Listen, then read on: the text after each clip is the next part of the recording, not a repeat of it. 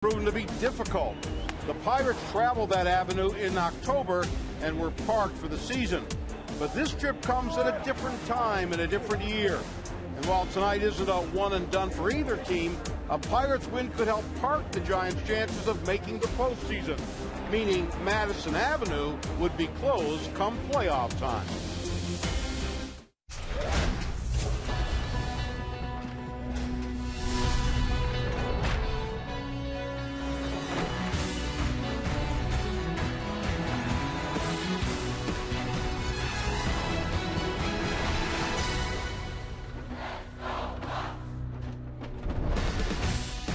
Time again for Bucko baseball, and PNC Park is the place to be on this Friday night as the Pirates get set to host the World Series champion Giants in Game 2 of a 4-game weekend set. Hi again, everybody, with Bob Walk. I'm Tim Neverett. The Pirates start the night 4.5 games behind the division-leading Cardinals, and they get a key cog back in their lineup. Josh Harrison has been recalled today from AAA Indianapolis after a rehab stint. He's the subject of our Allegheny Health Network injury update. Tonight, he'll lead off, and it'll be his first start since July 5th. Really great to have him back in the lineup. With J-Hay, it's more than just what he brings to the stat sheet. He brings a little something that no one else really can do like he does. It's that energy that he brings to that lineup, that little edge. We saw it when he was just a part-time player, and it really came to the forefront once he started playing every day. And he became an all-star player. But that edge, that little bit of extra fun, whatever you want to call it, the energy he brings to the lineup, nobody else can do it like J-Hay. J-Hay and the rest of the Pirates will face Madison Bumgarner, who beat the Bucks here in the wild card game last year. He was also the 2014 World Series MVP. Absolutely one of the best left-handers in the game.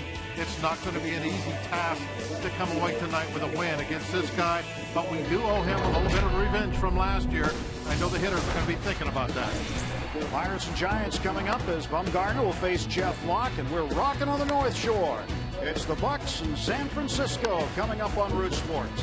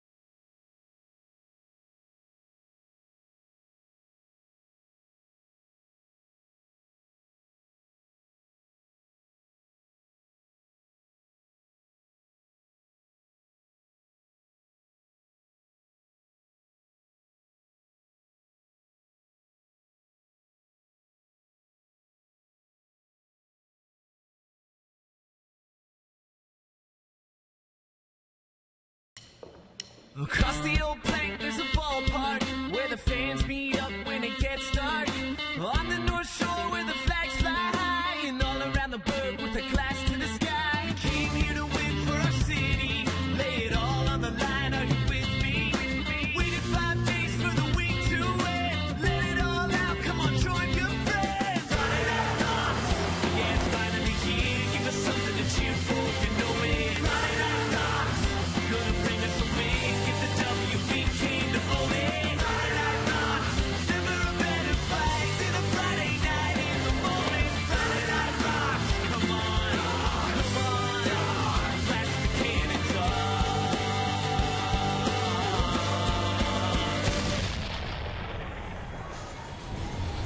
Friday Night Rocks on Root Sports, and Jay Hay hoping to provide some more than musical moments tonight as he returns to the lineup for the first time since early July after left thumb surgery. Says his thumb's fine, and down at AAA didn't have any issues swinging the bat or playing the field either, so he's ready to go.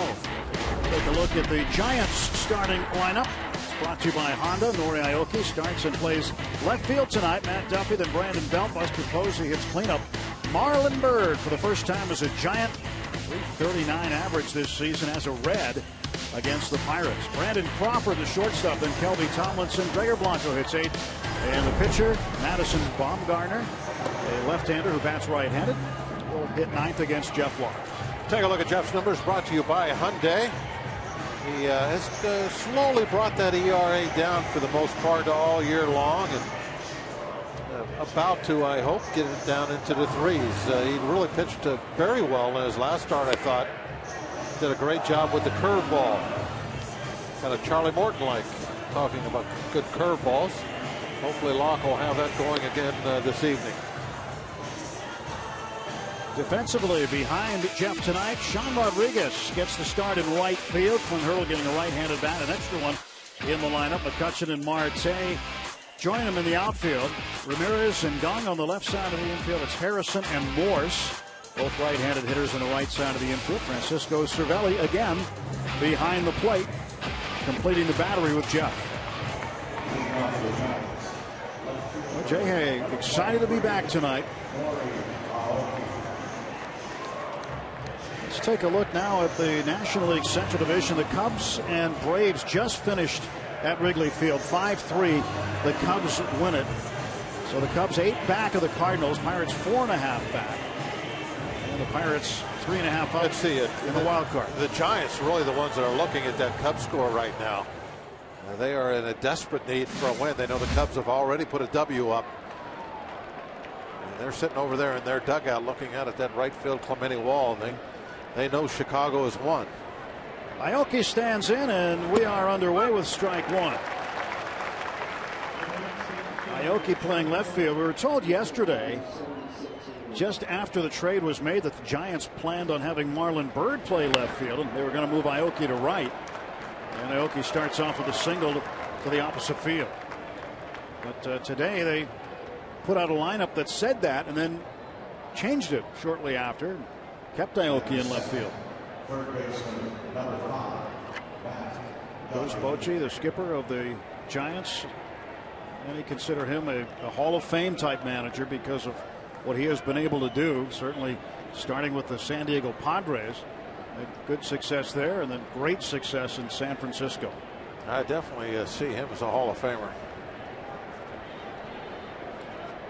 And Matt Duffy, the third baseman. Rookie of the Year candidate. Throw to first, and Aoki gets back.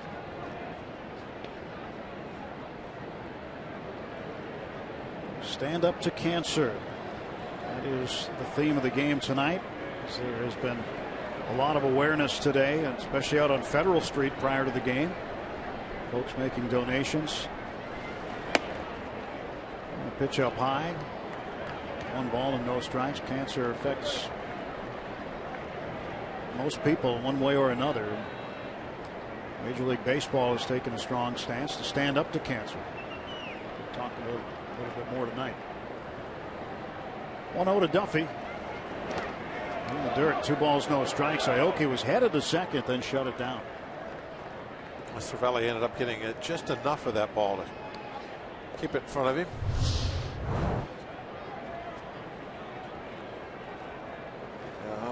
Okay, there was a little hesitation on his break. And once you do that, then you got no chance. Then you have to stop. He would have went all at first, just all in right away. He'd have been okay. You can't stop and wait. Watt falling behind 3-0 to Duffy. One of the things the Pirates really try to teach their base runners is that ball is in the dirt. You have to assume that it's going to get away. And if it does, just 4 or 5 feet, you can get to second base.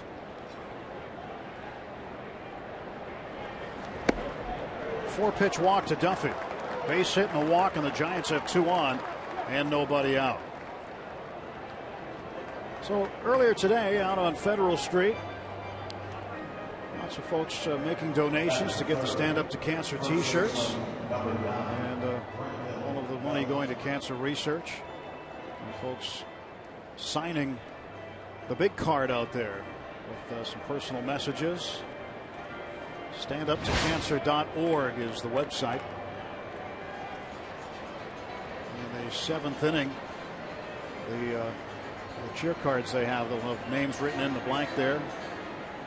So she's standing up for Sandy Miller, and all the folks here will stand up and show who they are standing up for.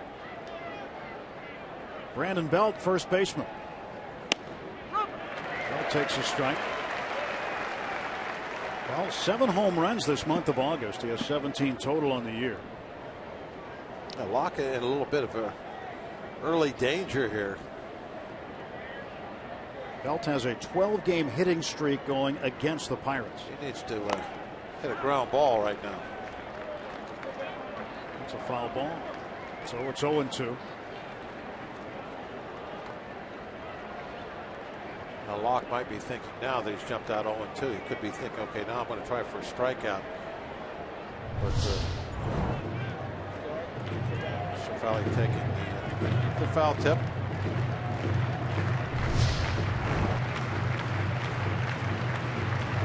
Francisco has been behind the plate a lot lately. Told me yesterday that he sleeps well, so it's not a problem. He's well rested. Belt hits a slow roller. We'll get 1 out of this. That's too bad. If that's a nice firm ground ball, that's exactly what Locke wanted. But because he sawed him off, got that ball so far in there on his hands that it almost worked like a sacrifice bunt. You could hear the bat make that little vibration type noise. You know, it's not solid contact, probably broke it. Belt didn't get much on it. Lost the bat too. So second and third, 1 out. Batter's Buster Posey. Giant catcher takes inside for ball 1. The Pirates are playing right now with 2 men in scoring position. They'll play for the out here in the first inning. Yeah, definitely. Right now, you're thinking to yourself, okay, if the guy at first scores, who cares? I just want to make sure that I get Posey out. 2-0. And you'll trade that. Falling behind 1-0 is not that big of a deal early in a ball game. Locke's goal now is just to get out of this without giving up more than just 1 run.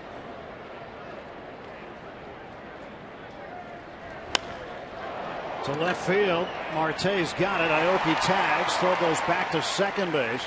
And the Giants have a 1-0 lead on the sacrifice fly by Buster Posey. It's okay. As I said, that's a good trade, especially with a guy like Posey at the plate, as good a hitter as he is. To get that out and trade it for 1 run, that's fine at this point of the ball game.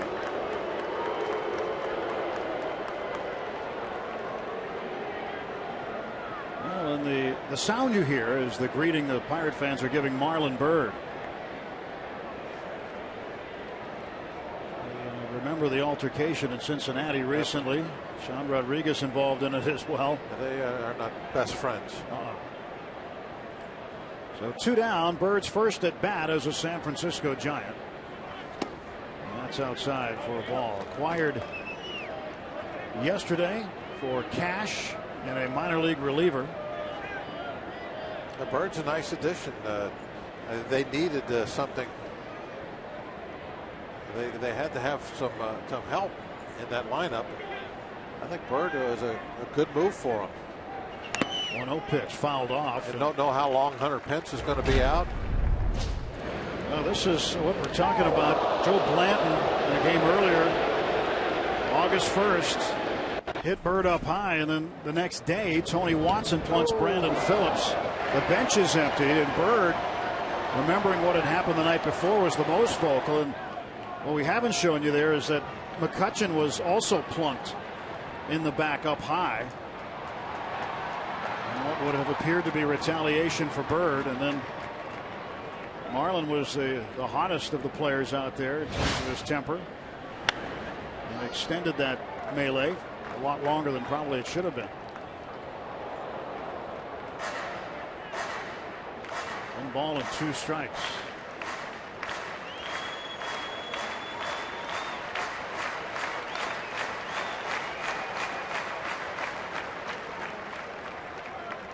One and 2 to Marlon Bird.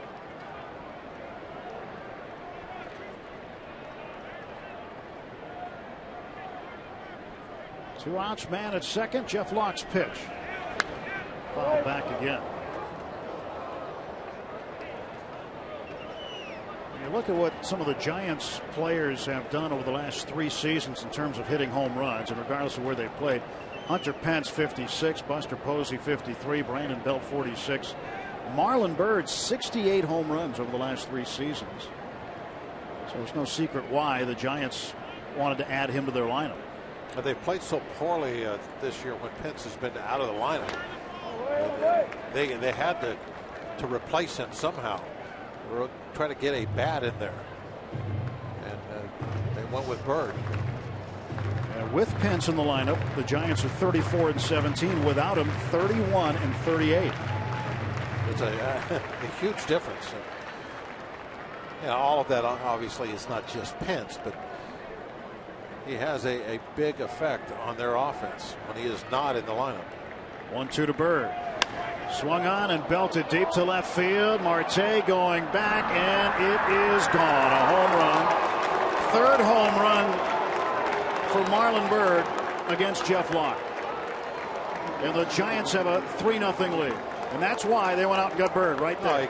I was looking down in their dugout. Everybody kind of, at the same time, started little fist pumps and everybody clapping.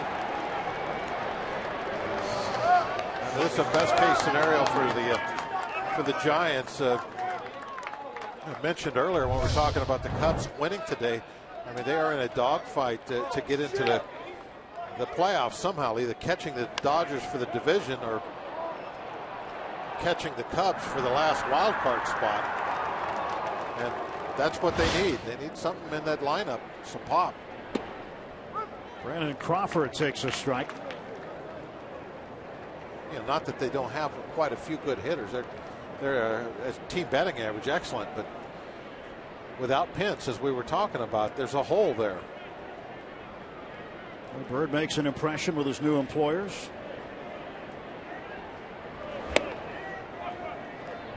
This ball was a breaking ball down and in. Look where he went to get this.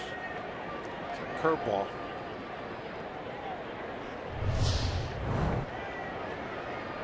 Way down and inside, just pulled it out. Nice strike there to Crawford.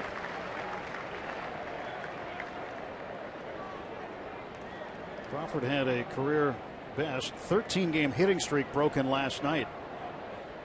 He went 0 for 3, was hit by a pitch, hit into a double play as well. He shoots one foul, third base side.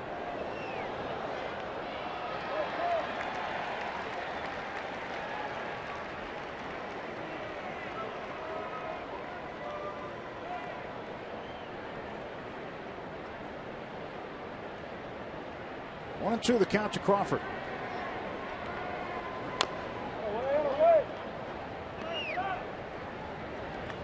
So the Giants who have been averaging just a run and a half a game over the last 4 games of this road trip, give Madison Bumgarner 3 runs of support here in the top of the first inning. He's yet to throw a pitch.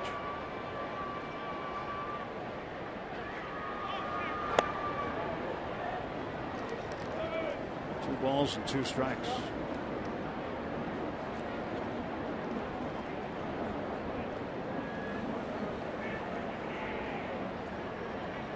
Be the 25th pitch of the inning for Jeff. He'll have a 26th now to throw. An inauspicious beginning tonight for the Pirates. Marlon Byrd, former Pirate who was a big help in 2013 late in the season. He's a guy that is targeted now each year as a pickup late.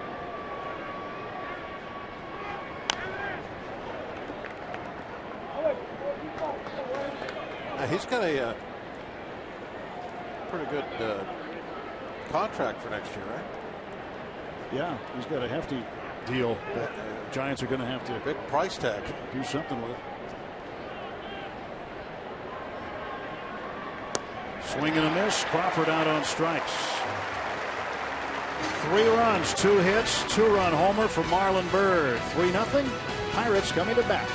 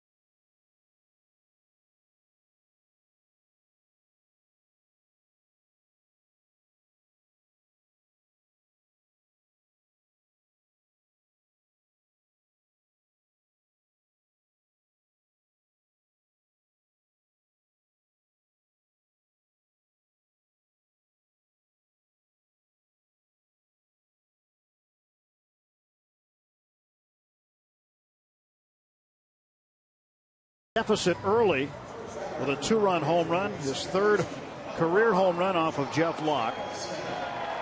And now the Pirates get to go to bat for the first time tonight against Madison Bumgarner. And Josh Harrison will be back in the leadoff spot tonight. Hey leading off, Starling Marte hitting second. Andrew McCutchen, then Aramis Ramirez, Jung Ho Kang, Francisco Cervelli, Michael Morse, Sean Rodriguez batting 8th, and Watt hitting 9th. Against the Giants left-hander who over his last 3 games, Bob, is 3-0 with 35 strikeouts and 1 walk. Well, he certainly is one of the best, and you can see his numbers right there.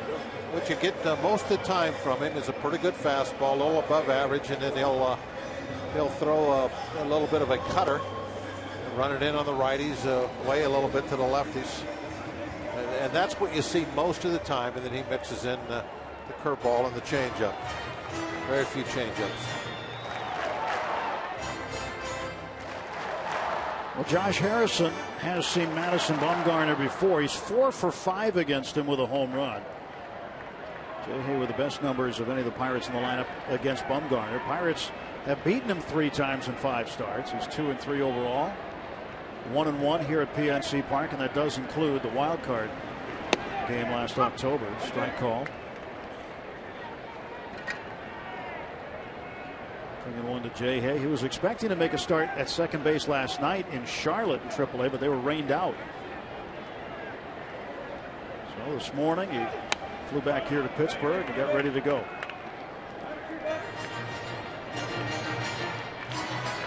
Take a look at some Point Park tweets scrolling across the bottom of your screen. The reactions to J-Hay being back in the lineup.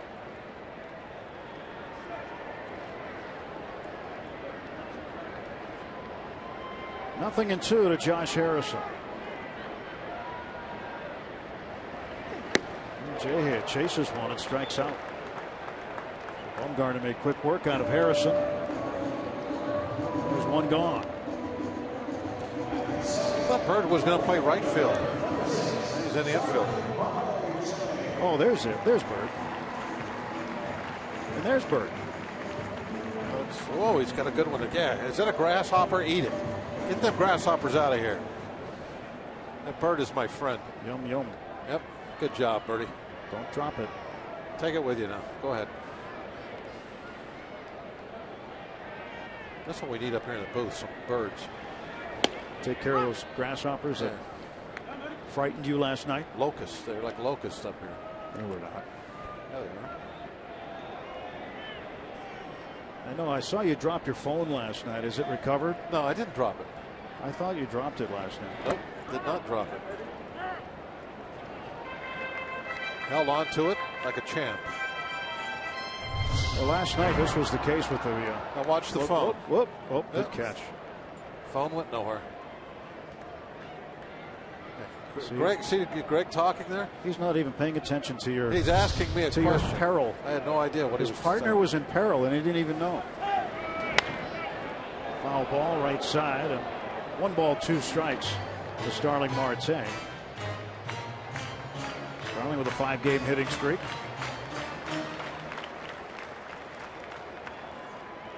Starling had 2 hits last night. Was 2 for 3. Hit by a pitch. Scored 2 runs.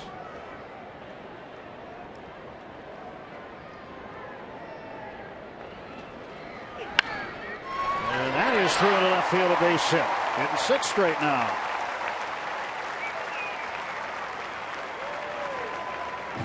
Pirates with a man aboard. 1 out for Andrew McCutchen coming up next. Tips to win from Rivers Casino.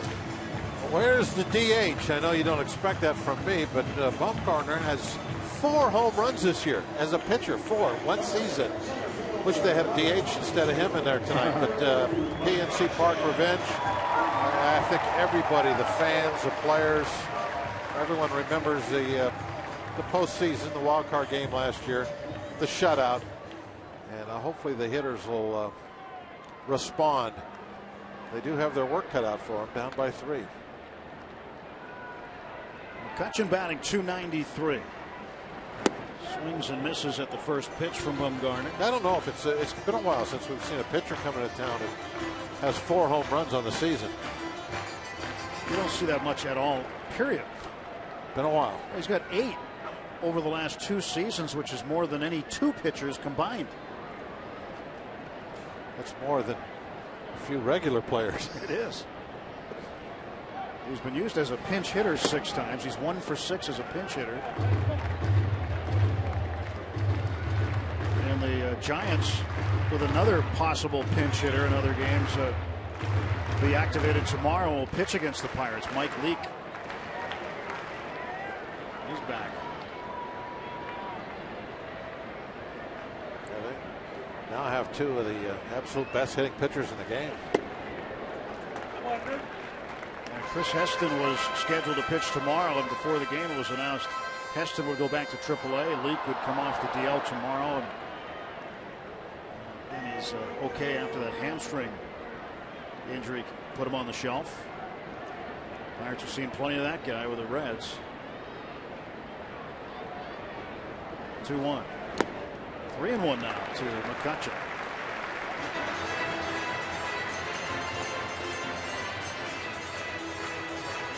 One out and 1 on. 3 balls and a strike to Andrew.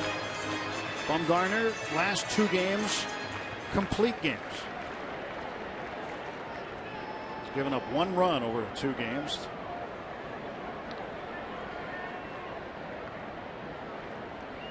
Well, you know, here in August. McCutchen didn't pull the trigger there, and the count is full.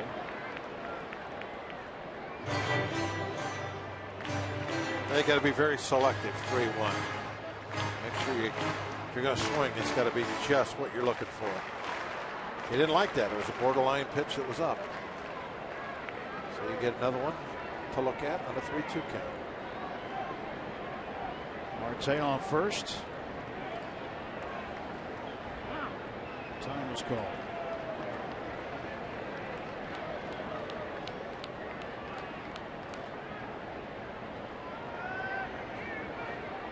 See if Marte goes here with a 3-2 count and 1 out. He will not. And McCutchen bangs it into left field. Back-to-back base hits. Marte and McCutchen. First and second, 1 out.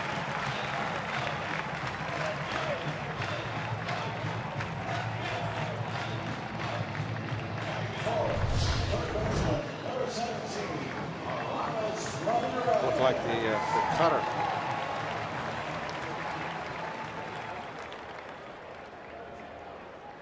Moved right into the bat. That little cut open. Worked out for Kutch. 124th hit of the season for Andrew McCutchen. Now Ramos Ramirez, cleanup man, 2 on and 1 out. 333 hitter against Bumgarner with a home run. 249 on the season. So Ramos has hit him pretty well in the past.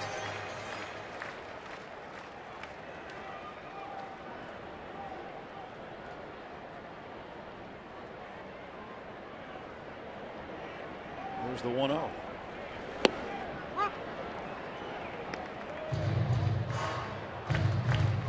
Bumgarner, 3-time All-Star, World Series MVP. Giants are 15-9 when he starts a game this year. And 7-4 on the road. Another starter, Matt Cain. Tim Hudson next to him. Pitch. And a chopper third base side. 1-2. That's the real change of speeds there when he drops that curveball in there. Doesn't throw it very hard at all down in the mid-70s. After seeing the fastballs and the other breaking ball, the harder one, cutter, whatever you want to call it, slider, then that's the pitch that really gets you off your stride, get you way out in front. That's what happened to Ramirez.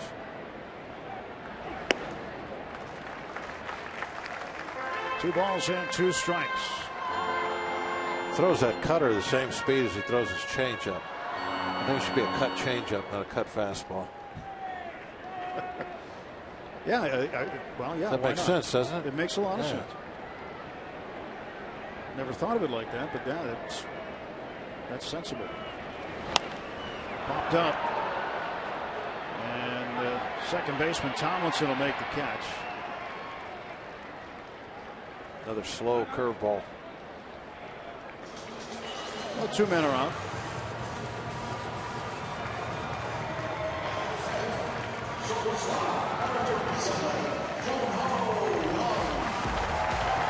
It's Jung Ho's turn.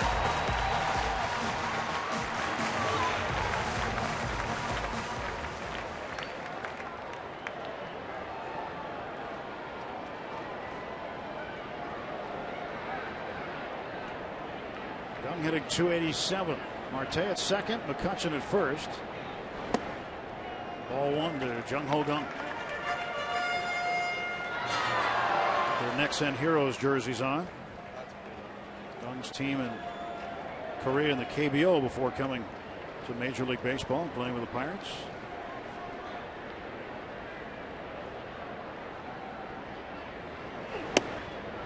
Inside a corner for a strike call.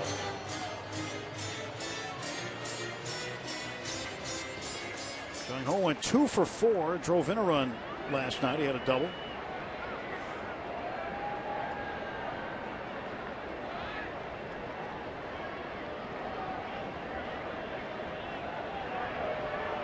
Jung Ho's also been hit by a pitch 16 times this year, Bob. That's a franchise record for a rookie to be hit 16 times in a season. Hey, man, hit him when he's on the base. Ground ball left side, and that is going to go through. Here comes Marte to score. And the Pirates are on the board. It's 3-1. I think Duffy might have got us a run there. I think Crawford would have probably been able to keep that ball in the infield. I don't think he would have got an out anywhere. But it looked like he was going to be able to get over there and at least keep the ball from getting into left field. But Duffy, with the dive, knocked it away from him.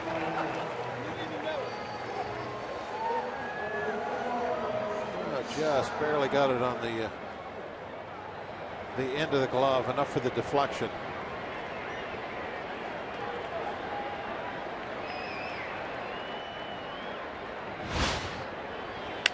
Cervelli pops this one up. Duffy will come in and make the play on the infield grass. Pirates end up with a run on a couple of hits. Jung Ho getting Marte home.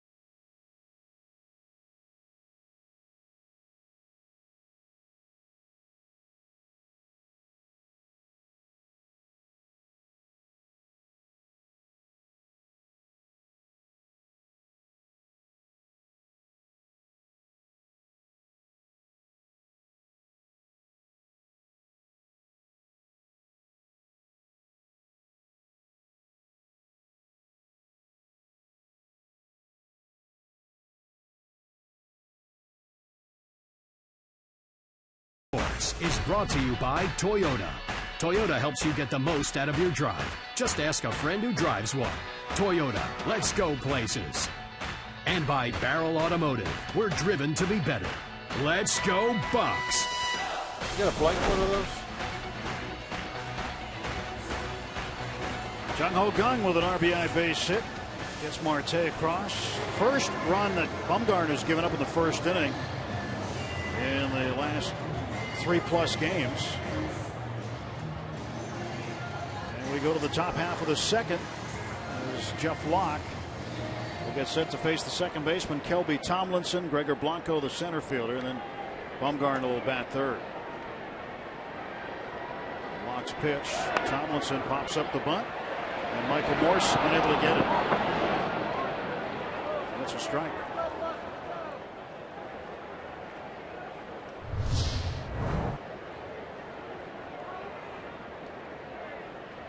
Left-hander, if you have speed and you're a decent bunter, most of the time that you see those guys, they'll take at least one shot a game at trying to push a ball to the right side.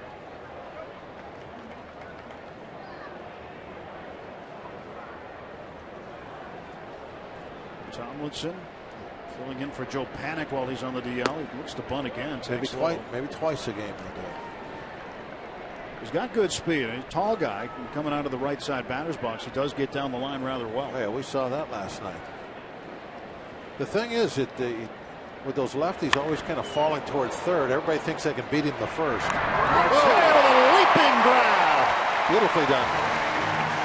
That ball sprouted wings and kept on sailing, and Marte stayed with it. Yep, now that's a guy with some speed. Deep line out to Marte.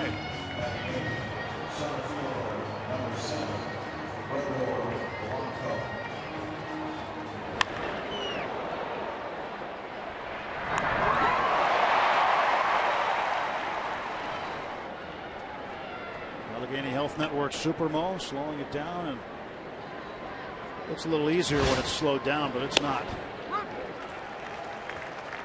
That was a tough play. Yeah, those line drives that are either at you or directly over your head, they're always tough to get an early read on them as far as which way you need to go. Nothing into to Blanco. Blanco led off last night for the Giants. Played center field. Went 0 for 5. Is a fair ball down the line, and Blanco will head to second. Ball kicks off the cement. Marte won't have a play. And it's a double for Gregor Blanco, his 19th of the season. And Marte thought for a moment that maybe he would. He did a good job of barehanding that ball. Most of the time, you will see him at least make that throw into second base.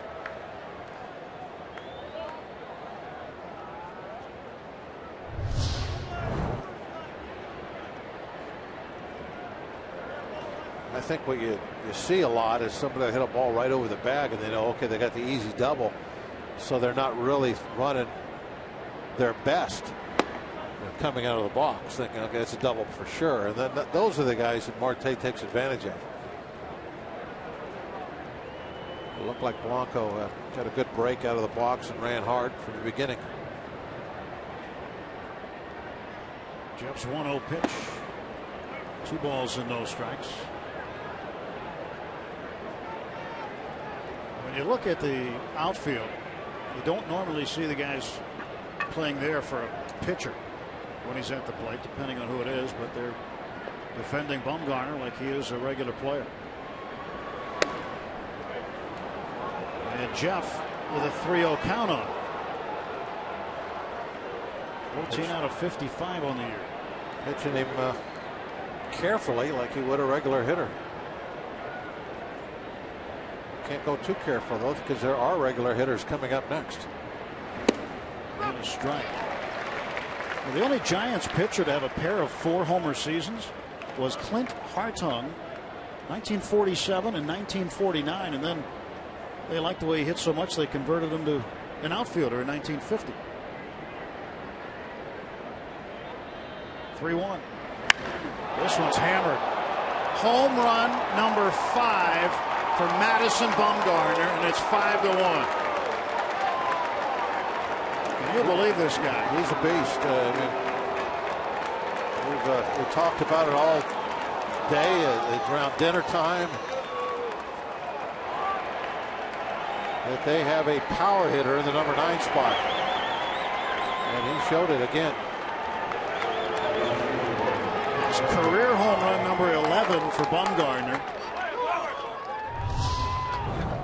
5 on the season, and he's in a fastball count. Fastball right down the middle, and this is a no doubt home run to a deep left field fence. He's got legit power. Nori Aoki the batter. Takes a strike. 1 out, a 2-run home run by Madison Bumgarner. Think about it, it's 380 where that ball went over, and it got almost down underneath the second deck.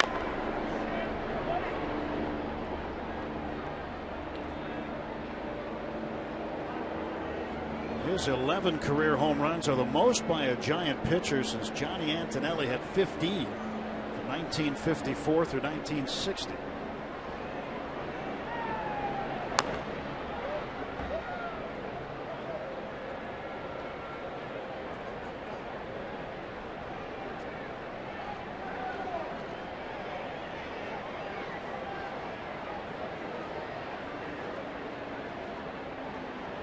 Bumgarner, the first pitcher to hit 5 homers in a season since Carlos Zambrano in 2006. And Aoki paddles one into left field for his second hit. It's a check swing.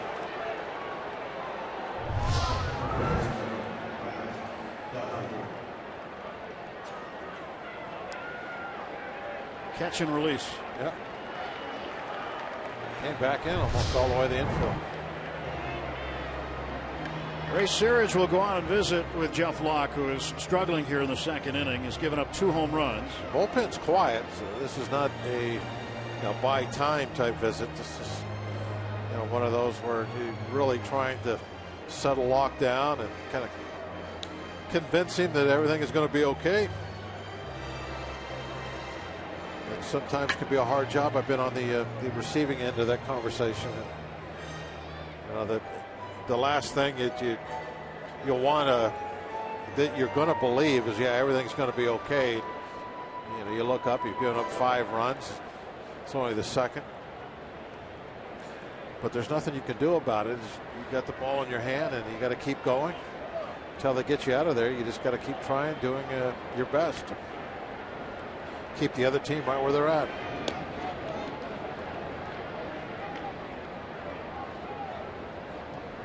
Aoki with 2 opposite field singles. Matt Duffy walked and scored in the first. Came home on Marlon Byrd's homer. Duffy lost the handle of the bat.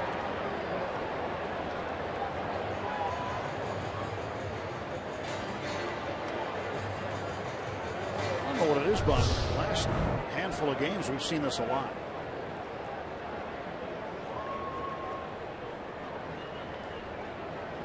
Interesting choice of words. A handful. They don't have a handful of baseball bat after that swing, do they? Putting on the sticky stuff. See if they can hold on to it. I've never really could figure that out. I never could swing the bat hard enough to get it to come out of my hands, I guess. But you do see it a lot. Some guys might need to put a safety strap on there. Hunter Pence has an unorthodox swing. He'll lose the grip sometimes. No batting gloves for him. He is on the shelf right now, put on the disabled list yesterday as Nori Aoki came off the 7-day concussion DL. 1-1 to Duffy. 2 balls and a strike. We're in the top of the second inning. The Giants with a 5-1 lead. 2 home runs in the game so far. Marlon Byrd in his first at bat as a Giant.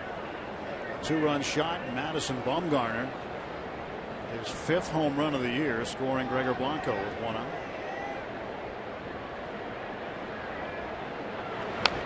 Duffy fouls it off again. 2 balls, 2 strikes.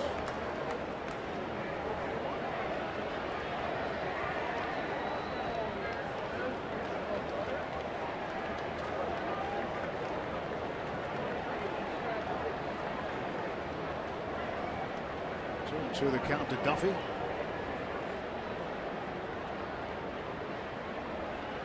And the pitch by Locke now. Runner goes, and a ground ball hit to short. Jung Ho. There's the throw to first to get him. And Duffy is out. 2 men down. And Hunter Pence Monday injured himself on a swing against the Cardinals. Putting an oblique, reaching for it right there. That's a tough muscle to have a problem with. You're a baseball player. There's so much upper trunk rotation and everything you do, throw and hit. It also is what I've seen over the years, kind of a tough one to really guess how long it's going to take to get better. You see guys that have had that problem and they're ready to go as soon as their DL stint is over. And I also have seen the other too that were just is one of those nagging things and hangs on and on and on. The Giants are hoping it's something that will go away soon. 1 ball, 1 strike to Brandon Belt.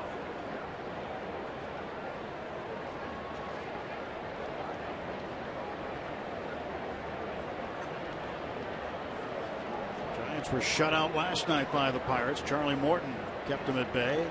Jared Hughes, Tony Watson would finish him off. And Belt, ground ball to Morse. And a foot race. And safe at first is Belt.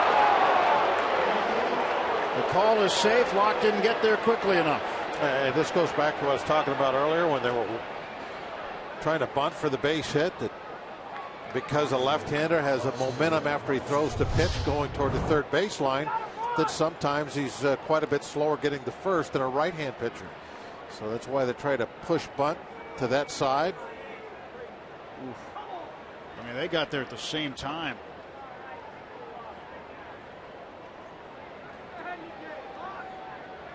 Oh, they stepped on the bag together. This call's not going to be challenged. And not going to overturn this one.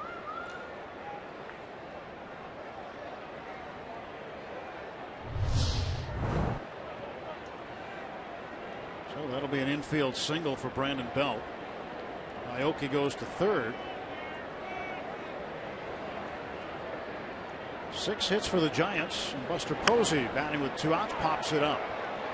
Morse drifting into foul ground. Makes the catch.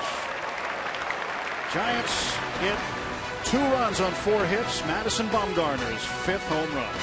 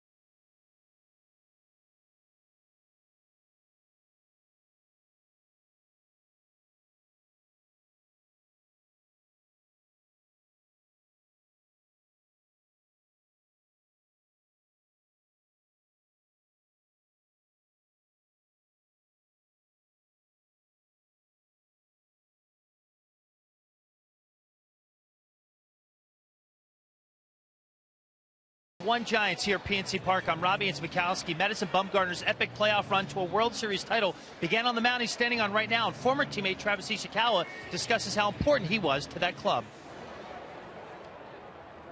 Well, jokingly, we all thanked him individually when we got our rings, and that said, instead of the SF, it should have been his face on it. You know, he pitched us through so many games and throughout the entire postseason, and obviously without his help and his contribution, you know, I don't think it would have been very tough to have won the World Series. Madison Bumgarner, Tim, not a guy who really likes attention. I'm sure he probably had a few laughs at those guys saying they should have his face instead of the SF on that. But that playoff run, unbelievable. 52 2/3 innings, gave up just 6 earned runs the whole time, an ERA of 1.03. Something we may never see again, according to his other former teammate, guy batting right now, Michael Morse. Well, it's always, you know, a team deal, 25 men. But you know, I think you know what you saw with Bumgarner last year was that the huge impact that dominant starting pitcher can have at times. That they can just carry everybody and truly be an MVP. And that was Bumgarner last year. Carried him. Well, think about when he came out of the bullpen in the final game of the World Series. You think, I mean, I know as a viewer, thinking this game's over now. I mean, I think a lot of folks thought that, and the way that he was pitching last year came true to form. That last game, he was All hands on deck. He came out of the pen and took care of business.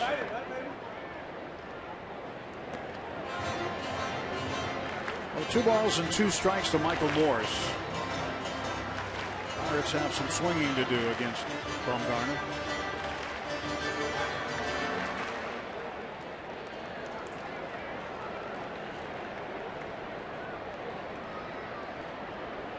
Two.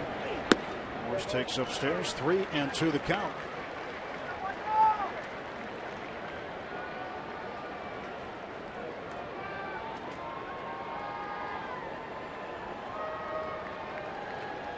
Sean Rodriguez waiting in the on-deck circle. Bumgarner's payoff pitch to Morse. Walked it. See him walk very many. Walks Morse here. Tonight's Barrel Automotive League leaders stat: Bumgarner having a fantastic season. His ranks among National League leaders. Tied for second in wins, first in complete games, tied also in shutouts with 1. Top 5 in innings pitched, and tied for third in strikeouts with 174. So far, he's looking pretty good with the bat, but not so much throwing the ball tonight. Well, his strikeouts to walks pretty impressive, though, over the course of the season. 175 now after getting Harrison in the first, and 28 walks. He's walked Morse to lead off the inning. Nobody out. 1-0 pitch to Rodriguez. 1-1.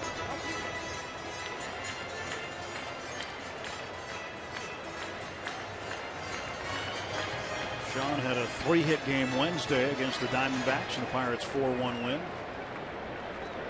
the series finale. Belt playing behind Morse, not holding him on. They don't expect him to run. And Sean goes to right. That ball's down for a hit. And the Pirates have set up shop, first and second, nobody out. A little bit of a tough deal there for Morse. He wasn't quite sure how far that ball was going to carry. He's got to hold it up a little bit, which puts him in jeopardy of perhaps being thrown out on a force play at second.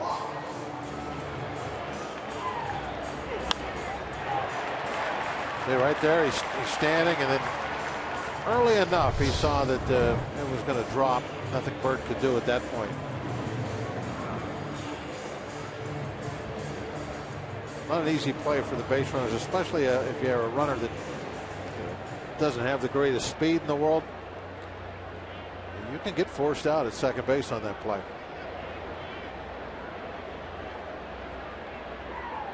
Block. Looks to bunt. Takes a ball. We saw Marte force somebody at third, didn't we, earlier this year? Yeah. Similar thing. A low line drive that he scooped up on a hop, and whoever the runner was at the time was waiting in between second and third before he could run, and Marte forced him at third base.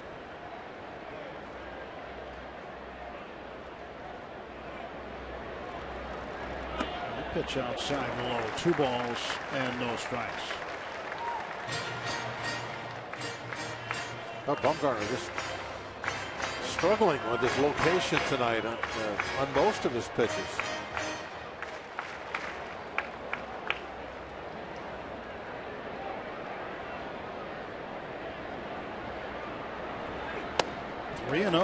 Certainly not the control expert that you would expect him to be. Bumgarner has not allowed a walk to a left-handed hitter in quite a while. You've got to go back to July 10th.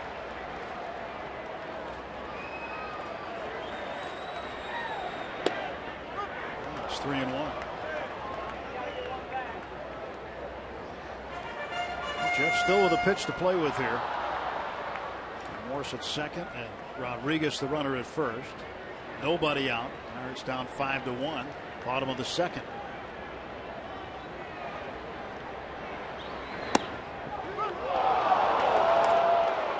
Full count now on Locke.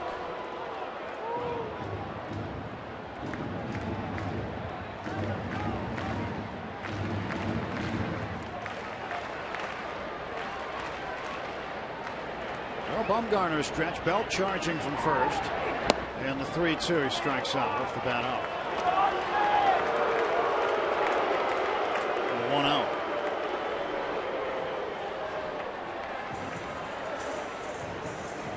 Not a good night so far for Locke. Right there, no contact. Tough one.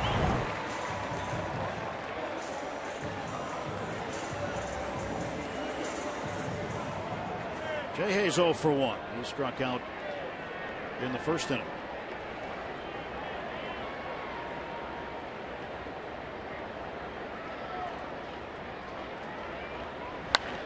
Goes down the right field side foul. Josh was telling me today that it was really important for him to get live pitching in AAA in a rehab start, because he told me, he said one of the first slide step pitches he saw went right by him, and it registered. He go, oh, I forgot about the slide step. And he said it was little things like that that he needed to refresh his mind.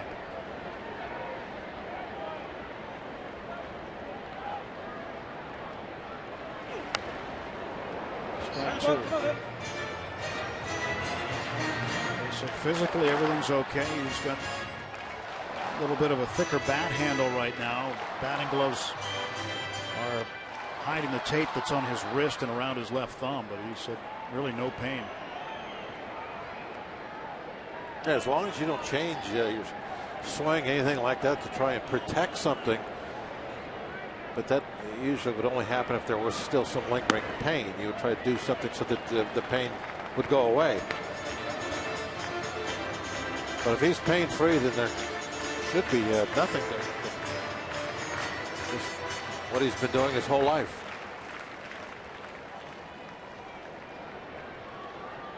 Two on, 1 out.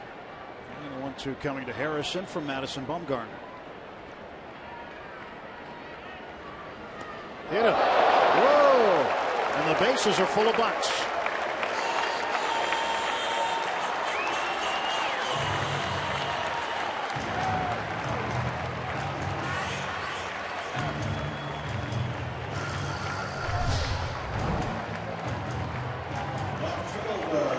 That's the pitch that just doesn't have any command on. That little short slider. 7th hit batsman for Bumgarner this year. For Harrison, it's 6th time he's been hit. Marte is 1 for 1.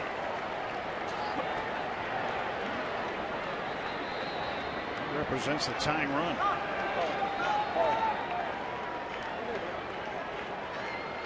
.291 is average after his base hit in the first. He has scored the lone Pirates run.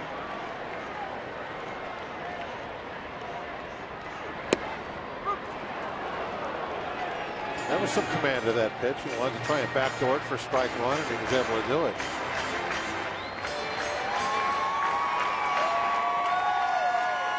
Generations of Pirate fans in attendance.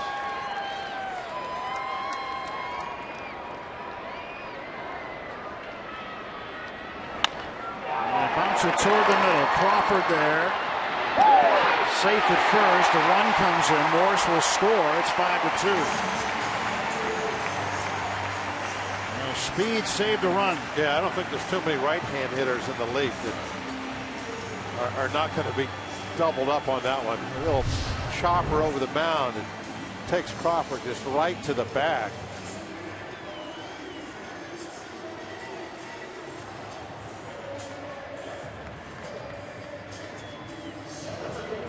Crawford did everything just right. He only had to take 2 extra steps.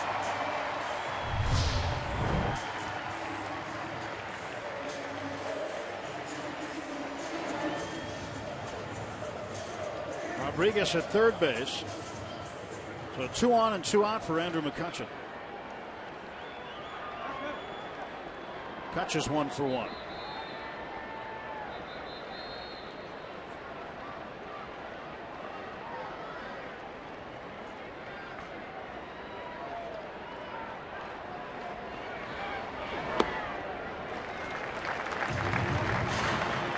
Kutch single to left field in the first inning. 105 the average now. Bumgarner rubbing up the baseball, getting ready to deliver the next pitch.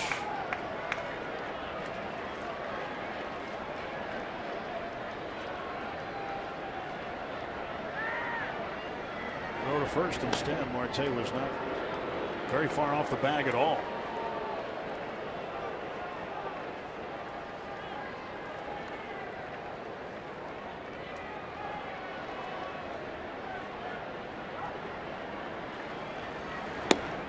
On the corner for a strike. 1-1.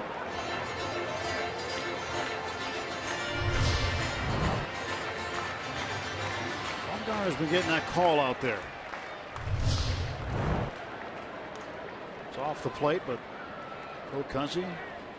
You know, if that breaking ball is coming from the other direction, I understand it because it's on the plate going away. But that ball there is never a strike. It wasn't like it was on the plate and then broke outside. It was way outside and then broke into where it was just a little outside.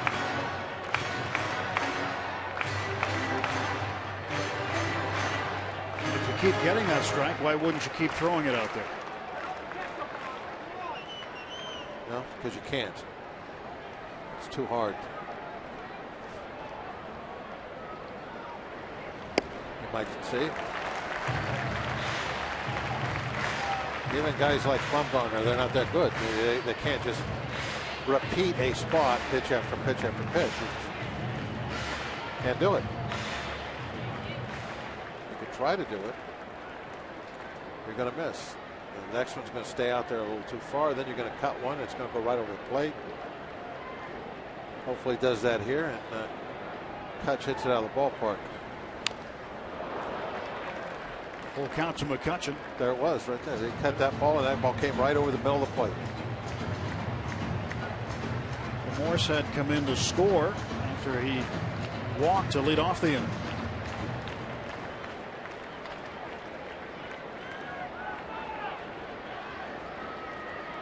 3 balls and 2 strikes to McCutchen. Marte will take off with the pitch. And McCutchen hits it on the ground to Crawford. Throw to first, and he's got it. 1 run, 1 hit, and 2 left. 5-2 Giants after 2.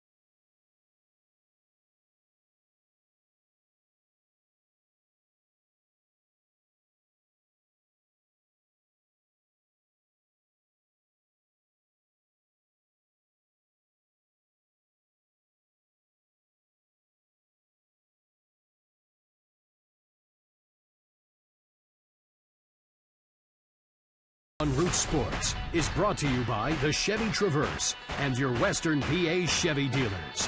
And by Day Automotive. We're gonna make your day. Let's go Bucks!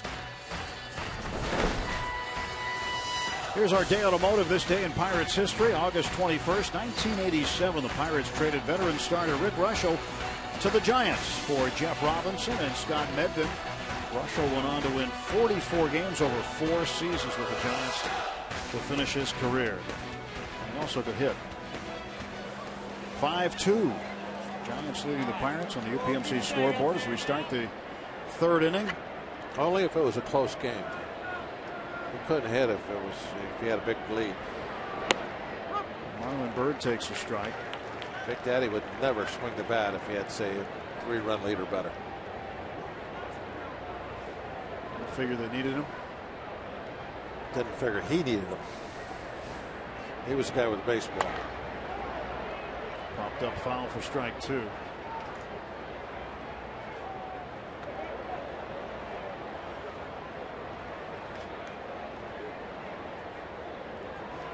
Marlon Byrd with a 2-run homer back in the first inning about an hour ago.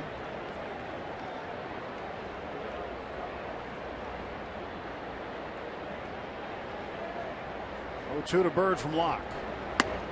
It's up high. 1 ball, 2 strikes. Game has a deliberate pace so far. Just kind of. That's one way of putting it. It's at walking speed right now. Basically, it's both pitchers are having their problems. Throwing a lot of pitches. Pirates are trying to get what they can out of Locke tonight. Last 5 starts, he hasn't gotten through 6. The furthest he went was 5 1/3 in his last 5 starts. That was in his, I beg your pardon, 5 2/3. That was against the Cubs on August 5th. 5 1/3 against the Mets last time out. Other than that, 3 other outings with 5 innings. And Byrd with a base hit. Another 2-strike hit, by the way. Pirates battle the Giants tomorrow. 4:05 start time. Don't forget, festivities start on Federal Street with a Saturday block party with live entertainment, food, and games. Plus, the first 20,000 who enter the ballpark receive a WB Mason collectible truck. And don't forget, every fan's a winner on an Eat Park Scratch and Win Saturday, too. For tickets, Pirates.com. Locke has lost Byrd twice with 2 strikes. A leadoff single this time. And Brandon Crawford, the batter. Jung Ho playing him right up the middle. Ground ball to first. Scooped up by Rodriguez. A tag play at second. He is out. A double play. Nice job by Morse. That's going to be always a tough throw.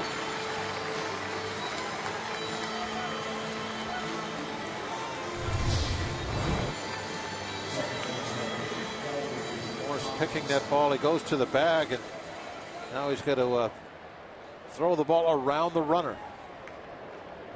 It's our Chick-fil-A double play.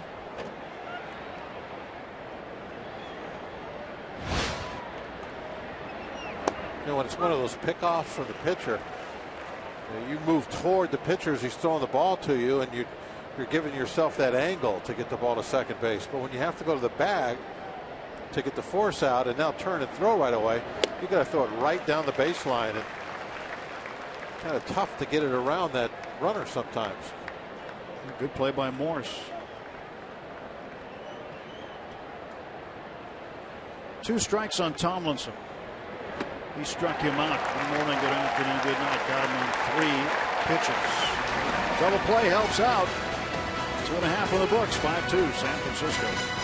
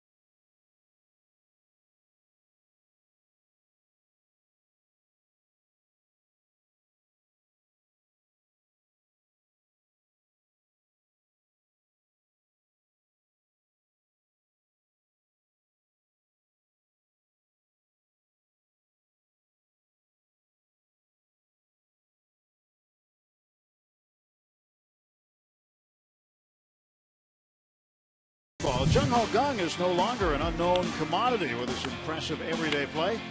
And Richie Hebner fills us in on his career in baseball after his retirement. And there's much more to come on Inside Pirates Baseball. Presented by Allegheny Health Network tomorrow after postgame on Root Sports. 5-2 lead for the Giants. Bottom of the third inning. Aramis Ramirez leading off. Takes a ball outside. Orange Friday in Pittsburgh, Giants fans. That is a tradition in San Francisco. Orange Fridays. Garner will pick this one up, and there is one out.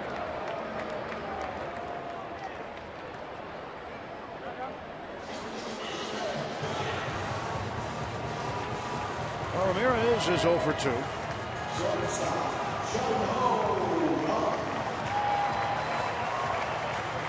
With one out, Jung-Ho Kang will be the batter. Jung-Ho with an RBI base hit in the first inning. 1 for 1.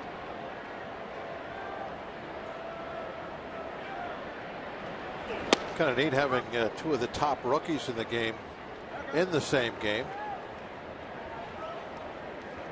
Compare them, watch them go at each other. Matt Duffy, third baseman for the Giants, along with Jung-Ho Kang. 1 ball, 1 strike.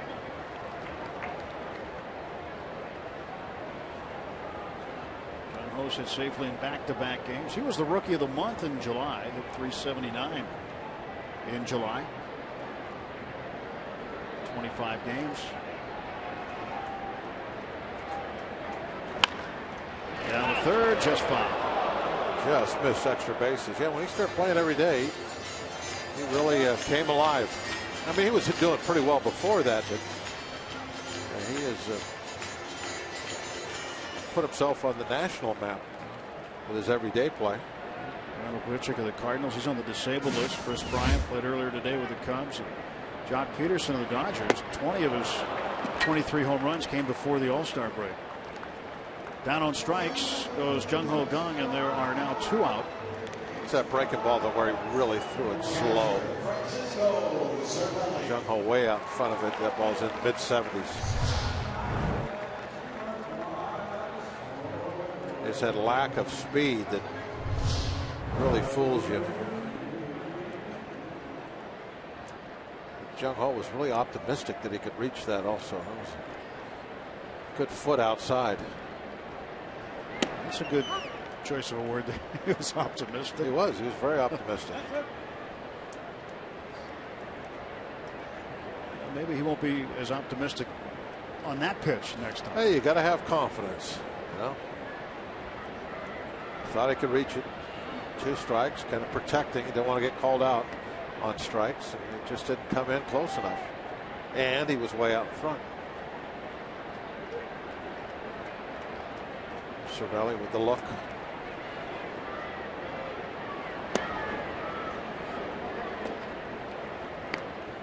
One ball and 1 strike to Cervelli.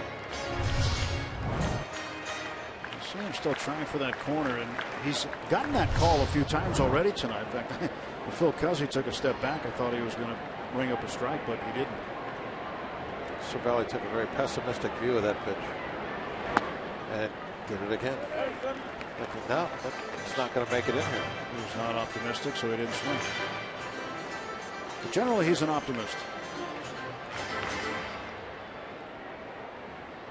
Fun to watch play. He's having a really good season.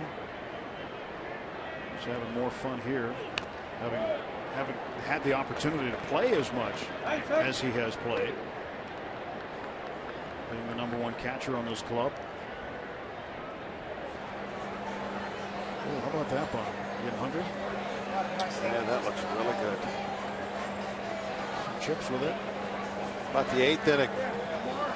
We'll take one of those. Wow, look at that.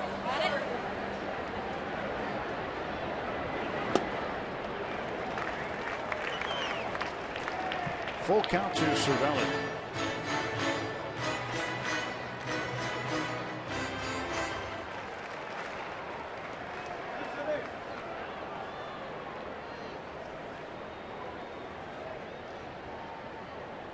Bumgarner ready to deliver the 3-2 pitch with 2 out. As Cervelli hits it in the air to right center.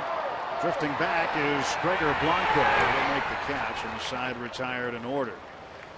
3 innings done at PNC Park. Giants carving out a 5-2 lead.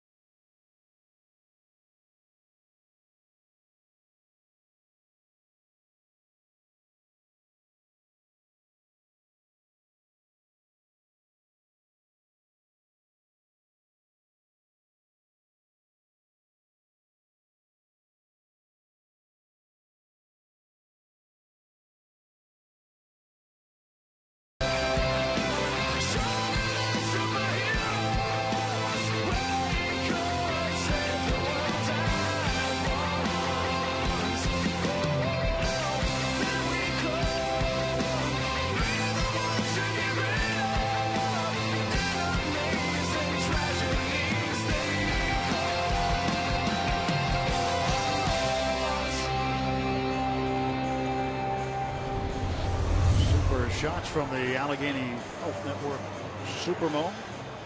So we take you to the 4th inning on this Friday Night Rocks on Root Sports. Giants 5, Pirates 2. 2 home runs for San Francisco given up by starter Jeff Locke. Marlon Byrd in the 1st inning. Madison Bumgarner in the 2nd inning. And it'll be Blanco, Bumgarner, and Aoki to hit in the Giants' 4th.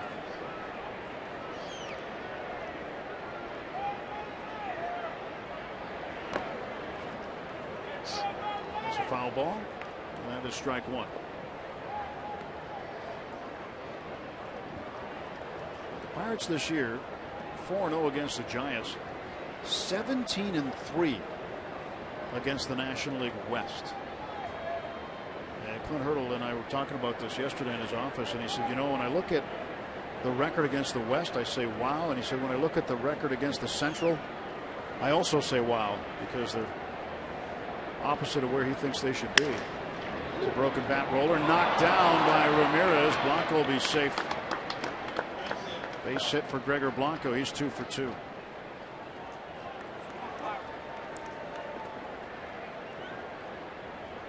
Madison Bumgarner coming up. He drilled a 2-strike pitch over the left field wall. White Park University tweet. With his good average along with his power ability, at what point does Bochy begin moving Bumgarner up in the lineup?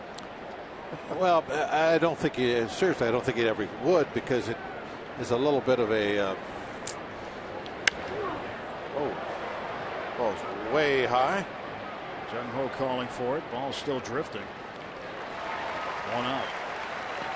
Because it's just a little bit of a slap in face to the regular hitters. If you're going to put him, hit him 6 or something like that, it wouldn't sit well with the rest of the team. So I don't think it would ever come to that. If he is that good of a hitter, well, then you're going to have to find a place for him to play. That's my opinion. I don't think that you could ever have a pitcher that would regularly hit, up somewhere in the lineup. Now I know some guys will hit pitchers 8th, but that's for a total different reason. One out, one on, and Nori Aoki the batter. They're actually putting you 8th because you're such a bad hitter. They don't want you that close to the top of the lineup. They don't want you getting 4 or 5 at bats. The guys at the top. Plus, Bumgarner is more valuable to the Giants as a pitcher than anything else.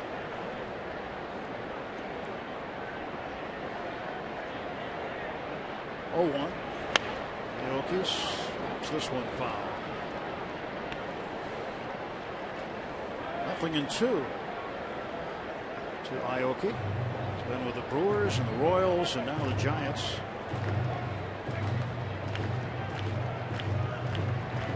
Aoki has played a lot internationally. Been with the Japanese national team at the Olympics and the World Baseball Classic too.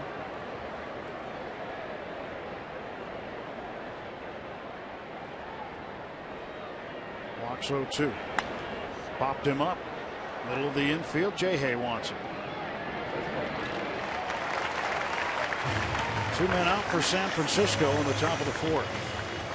Pirates baseball back on the national stage this Sunday when the Bucks battle the defending World Series champion Giants once again. 8 p.m. start time. All kids 14 and under receive a Pirates lunch bag. Compliments of Star Kids. Tickets at pirates.com. Sunday night. Bucks and Giants wrap up this 4-game set in an 8 o'clock start.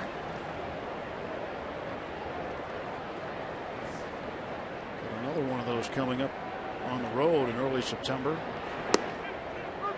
That's the Cardinals in St. Louis. Matt Duffy the batter, 2 outs, 0-1 the count.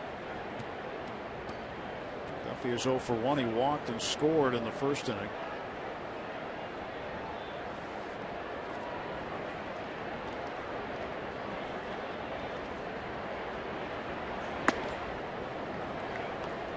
One and 1 to Duffy.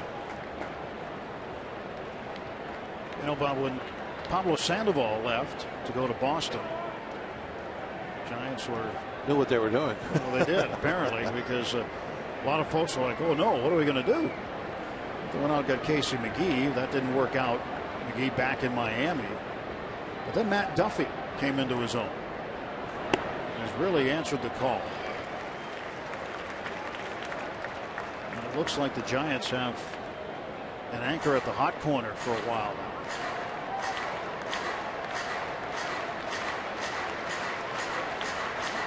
Bruce Bochy, you like that call very much. 1 ball and 2 strikes. Hey, he's not has the prototypical power that maybe you like to see from a corner guy, but you know, he's knocking in the runs. Certainly has the batting average. Cervelli set up outside. That's where the pitch went. Duffy didn't offer, and it's 2-2. 10 home runs for him. He's flirting with 60 RBIs. That's 59.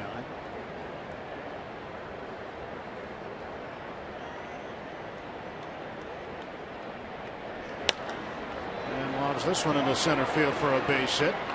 Blanco running around second, heading for third, and the Giants with runners at the corners and 2 out.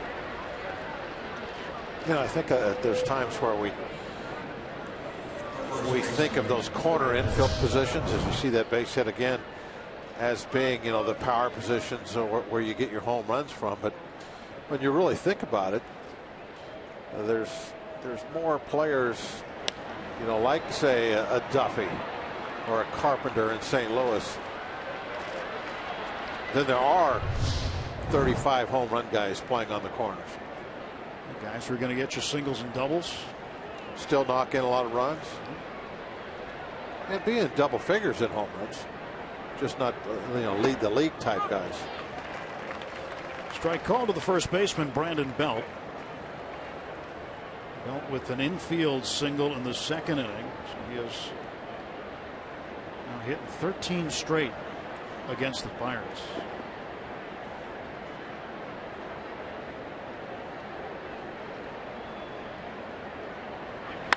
Belt hammers this one to right field. And this ball is off the top of the Clemente wall. Blanco will score. They'll hold Duffy at third. And in with a 2-out run scoring double is Brandon Belt. It is 6-2 San Francisco.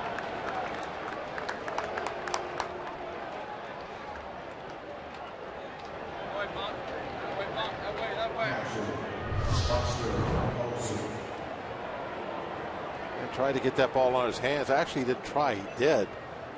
But felt maybe looking for that up and in pitch. Able to turn on it, get him out of the kitchen, and hit it hard.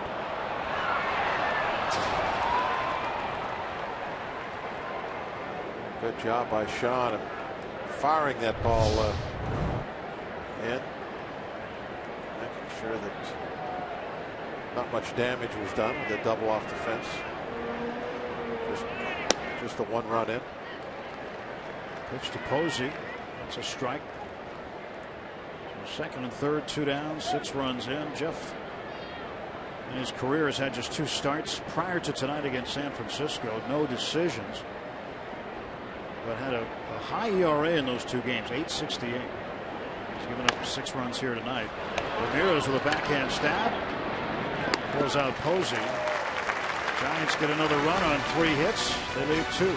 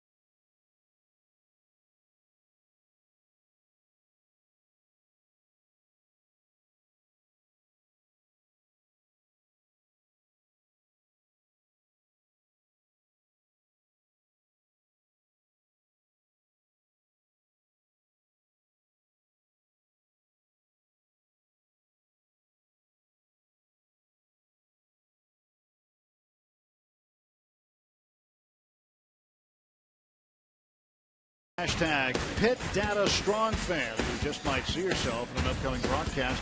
Brought to you by T-Mobile. So send your photos in using the hashtag on Twitter. Pit Data Strong Fan. Later in the game, we will show one of them. 6-2. Giants with the lead. Bottom of the 4th inning. Brandon Belt with a wall double. Scoring Gregor Blanco for an additional run. Jeff's given up the 6 earned runs. And the Pirates with a hill to climb against Madison Bumgarner. Michael Morse will lead off. Strike 1 to Morse. Morse walked and scored in the 2nd inning. Bumgarner doesn't walk many. Morse, the recipient of a leadoff walk. Coming into tonight, he's issued 2 walks or fewer at 23 of his 24 starts. Averaging under 1.5 walks per 9 innings. 3rd lowest figure in the National League, behind the Mets' Bartolo Colon and Washington's Max Scherzer. We saw Colon in New York walk 2. He walked McCutchen twice, basically because he wanted to. But he throws strikes all the time. One was an unintentional, intentional walk. The other pretty much the same.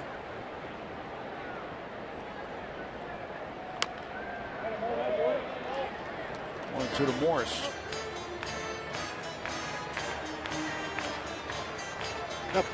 Bumgarner,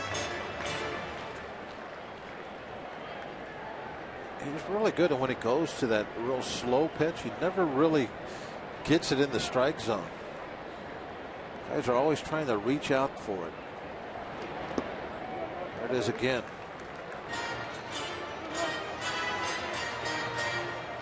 definitely, he doesn't throw it often, and it's a pitch that he's strictly trying to get a chase on. Doesn't want to get the ball in the strike zone so they can get a good swing at it.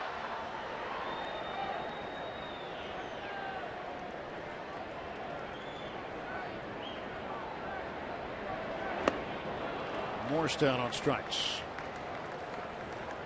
And that was the harder breaking ball.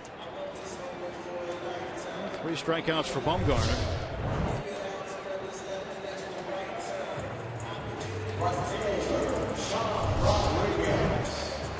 Pretty good job that at bat, as we saw, staying out of the middle part of the strike zone.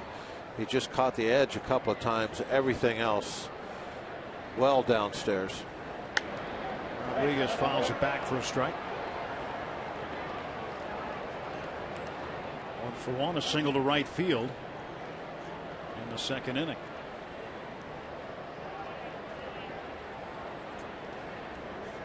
Bumgarner out of Hudson, North Carolina. It's about 90 minutes away from Charlotte. Small town. That slow curveball again, and keeps it off the plate.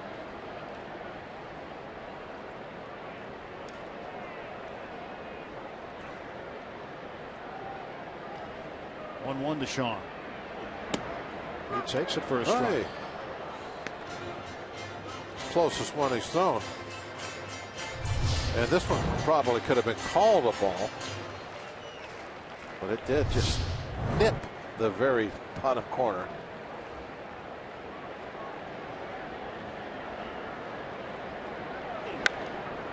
This one's popped up.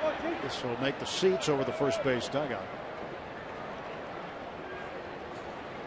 And a 1-2 count still to Sean Rodriguez. Hey, you look at the Bumgarner stuff. It's just not like he's has anything that'll eye-popping, like a big fastball, tremendous movement. But it's decent stuff, and the command of it normally, and the knowledge of how to pitch to use it to its best effect. He strikes out Rodriguez. 2 men out, and now Bumgarner will face Jeff Locke. That slider.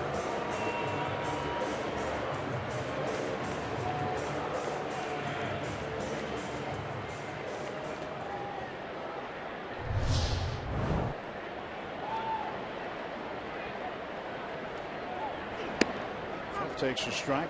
Locke struck out trying to bunt in the second inning. Pirates had first and second, nobody out, and he worked a full count and then left the bat out there, didn't make any contact, and struck out.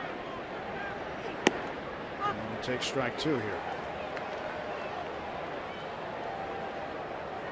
Jeff has 3 hits and 34 at bats.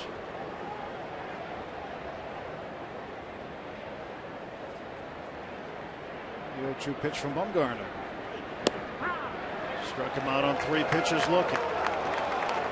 Bumgarner strikes out the side, and we're headed to the 5th.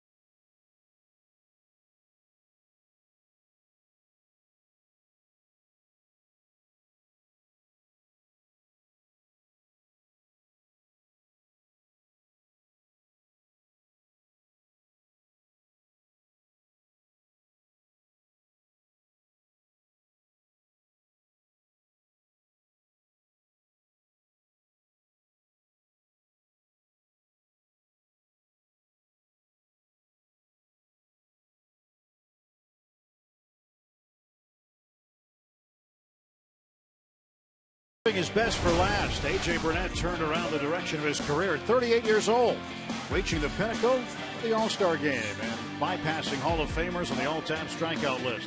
Take a journey across an emotional final season with the man they call Batman on Inside Baseball. A.J. Burnett, tonight after postgame on Root Sports. 6-2 Giants, top of the fifth on the UPMC scoreboard. 10 hits for San Francisco, just 4 for the Buccos. Madison's rings. Yeah, he's 3-5. They got 3 in 5 years. And Marlon Byrd didn't make it to the postseason until he played with the Pirates, and now with a team that's won 3 World Series rings recently. And he belts this one to left center, headed toward the notch. Marte cuts it off, and Byrd will be in with a double. He is 3 for 3. Marlon Byrd continues to rake against the Pirates.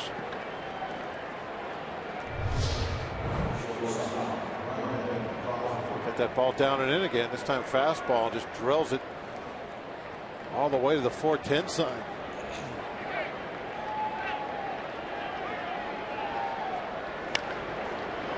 Ray Surridge will pay him a visit, but Byrd speeding out of the box. He is an elder statesman also, 37 years old. He was scooting there. Yeah, keeps himself in good shape. Thought that maybe he might get 3 on that one if it would rattle around in that corner a little bit. Marte was able to get to it just before it got to the fence.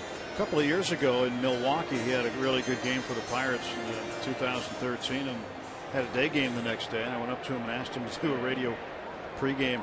He said, I can't. I have to activate. And I thought what are you, a superhero?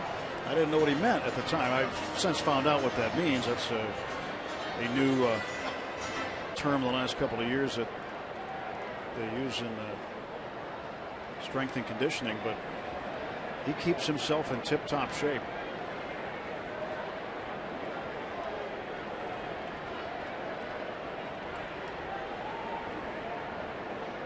Brandon Crawford looks at a strike.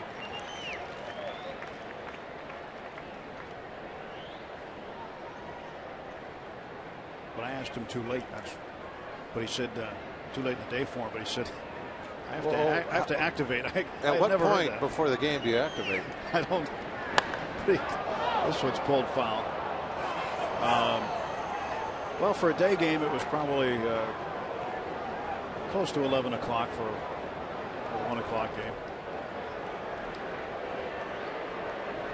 So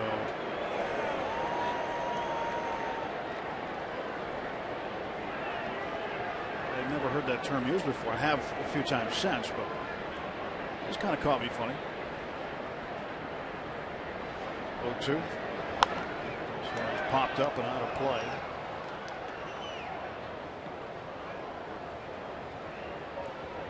Nothing in 2 to Brandon Crawford. Crawford's 0 for 2 in the game. Hit into a double play in the third.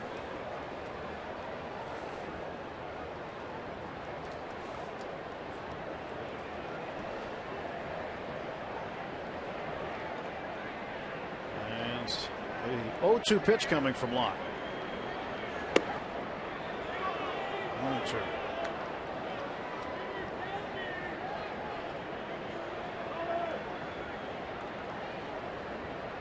And Giants game 3 tomorrow afternoon, 4 o'clock, 8 o'clock Sunday night. Friendly reminder on those game times. Typically, you're going to see night games most Saturdays. Line shot right to Ramirez, and Crawford is 0 for 3. With a 4 o'clock game, at times this year has messed with my activations. You haven't been able to activate properly, have you? Nope. Bad luck. The other way, got a nice, good line drive, but right at Rammer. There's another elder statesman, 38 years old.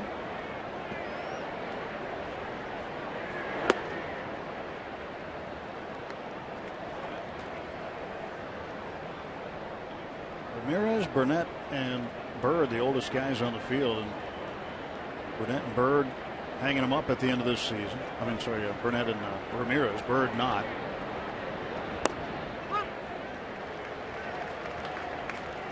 And Joe Blanton getting ready. Pirates hoping they can get Jeff through 5.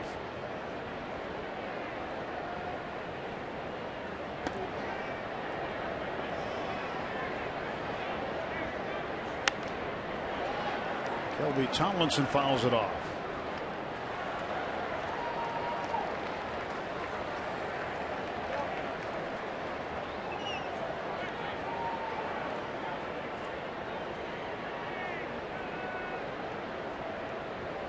Three runs in the first for the Giants, 2 in the second, 1 in the fourth.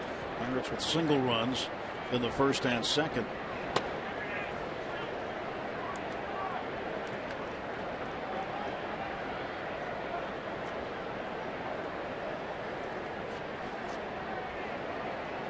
Also gave up 6 earned runs against the Giants the last time he started against them on the 5th of May last season.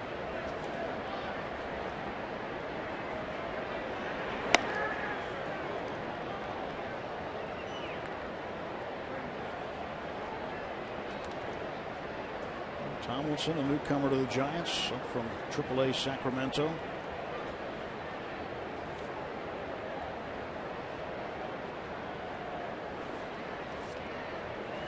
And the payoff pitch. Ground ball to Ramirez. Plays the short hop nicely. Throws on to first to get him. And they hold Bird at second. So 2 men out.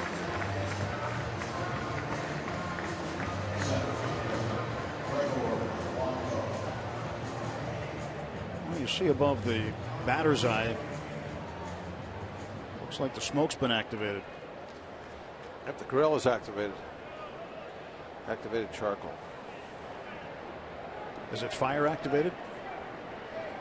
Yeah, a little bit of char on some of those burgers. Nothing wrong with that. Get their flavor.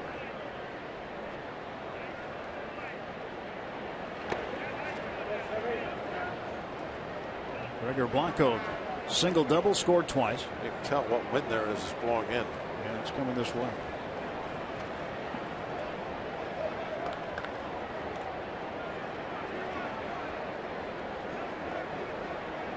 Sure, the folks sitting out there over the ketchup bottle in right center field are getting a good whiff of the grill. Looks like it's kind of moving over toward the left field stands a little bit.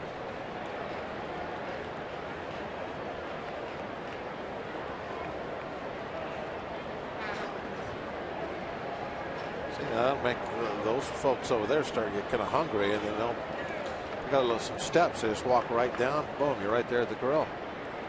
New marketing technique. It's an oldie but goodie. To left field, Marte on the run. He'll make the catch. Nothing across for the Giants in the top of the 5th. Bird with a double. He's stranded.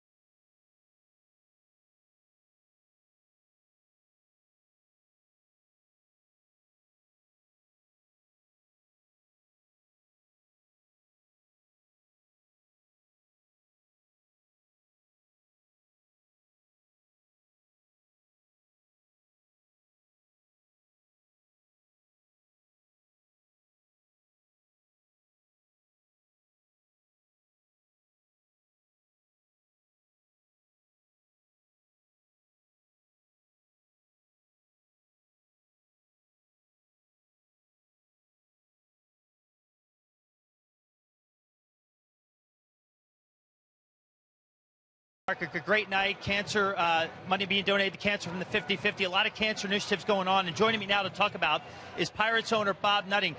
Bob, when you look at Stand Up to Cancer, of course, a national charity, but the Pirates are pretty heavily involved in that. What is Stand Up to Cancer all about? What does it stand for? No, it's a Major League Baseball-wide initiative that brings together research and thought leaders from all around the country to collaborate on these dream teams together.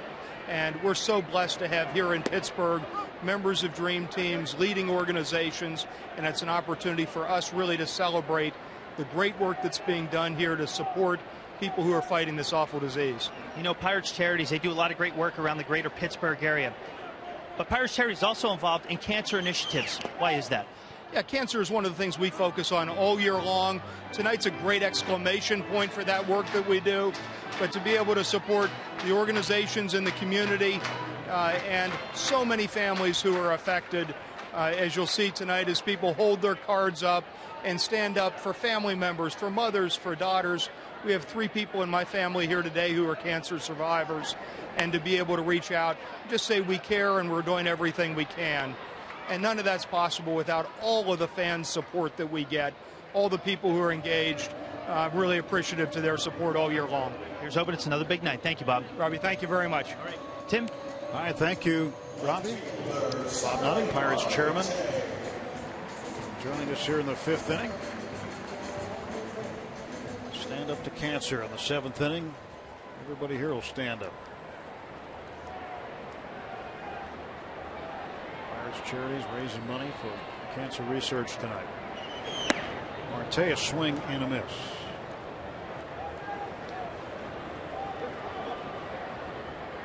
One for 2.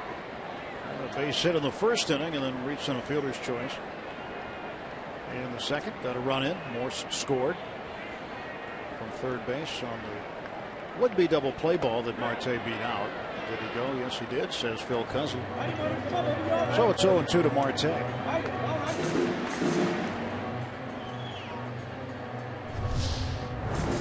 That curveball again, the slower breaking ball that has really started to be even more effective here. 2nd, 3rd time through the lineup, you start to show some of these guys a little different. Another one.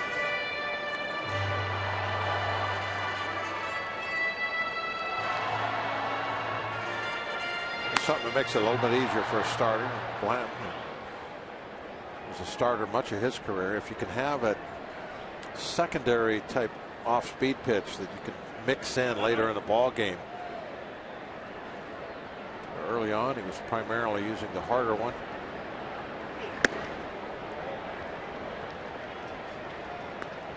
Tried to get the chase on the fastball upstairs.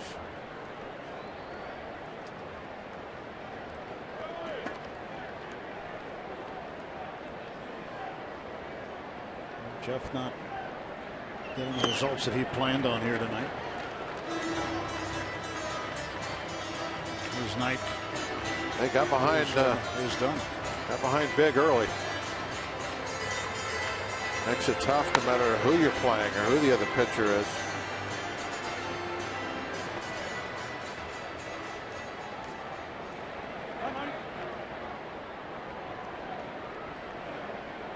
One out, nobody on. 2-ball, 2-strike pitch to Marte.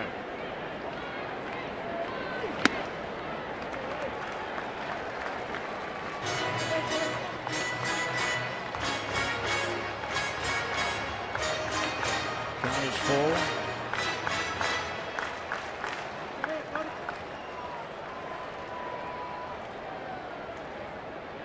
And the payoff. Here, right center, Bird calling for it. 2 men out.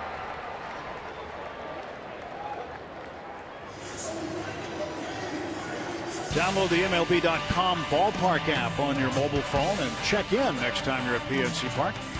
This free app personalizes your PNC Park experience with check-in offers, rewards, social media, and exclusive team content. Download the ballpark app with Google Play or the App Store on your iPhone or Android.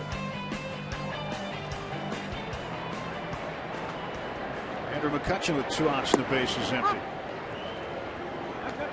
1 for 2, singled in the first.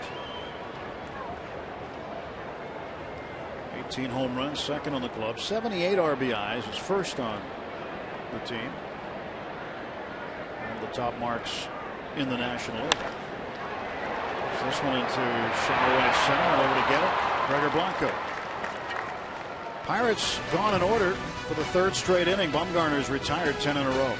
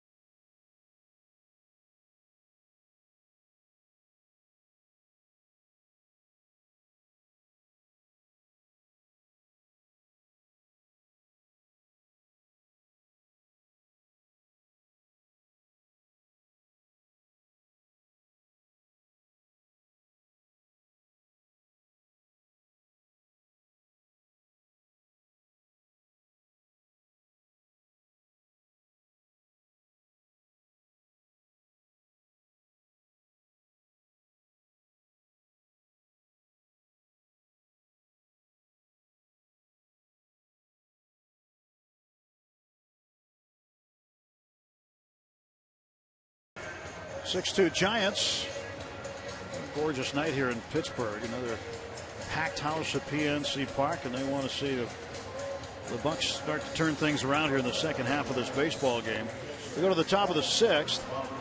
Madison Bumgarner will lead off. Now Bumgarner, in a single season, now has the most home runs out of any Giants pitcher in the San Francisco era, and the most out of any Giant pitcher in front of Don Robinson, who was a former Pirate. Joe Blanton now takes over to face Bumgarner. He's done just a great job. Look at that opponent batting average, 174 since being acquired by the Pirates. Super acquisition at this point. Been a big help. You know, the Giants got to be pretty happy looking out there at the scoreboard right now with the Dodgers falling behind right away. Can you imagine what would go on in LA if they were to miss the playoffs, the Dodgers? It would be catastrophic.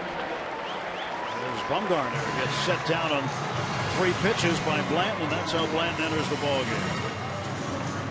Good start for Joe. Yeah, I mean the Dodgers are nearing $300 million payroll. And the money they've spent and everything else, the Giants are just 2.5 games behind them. They've got a much better chance mathematically to win the division than they do to get in the wild card. Kind of like the Eastern Division. Yeah. The wild card will. Looks like it's going to be a Central Division deal. Yeah, it looks like the wild card will come out of the Central again. Both of them. Just like 2 years ago. When the Pirates played Cincinnati. San Diego hosting the Cardinals later. The Bucks still focused on the division, just 4.5 back of the Cardinals, hoping for some help from the Padres this weekend. Cardinals were idle last night. And the Cubs winning earlier today over Atlanta. Atlanta has lost 19 of the last 21 road games. Aoki clubs this one deep to right center. This one will go back and bounce off the wall. Aoki into second base with a double. That's his third hit in 4 trips. A little bit different than his last hit. A little half swing punch shot to the left. This one he went out there, took a rip at it.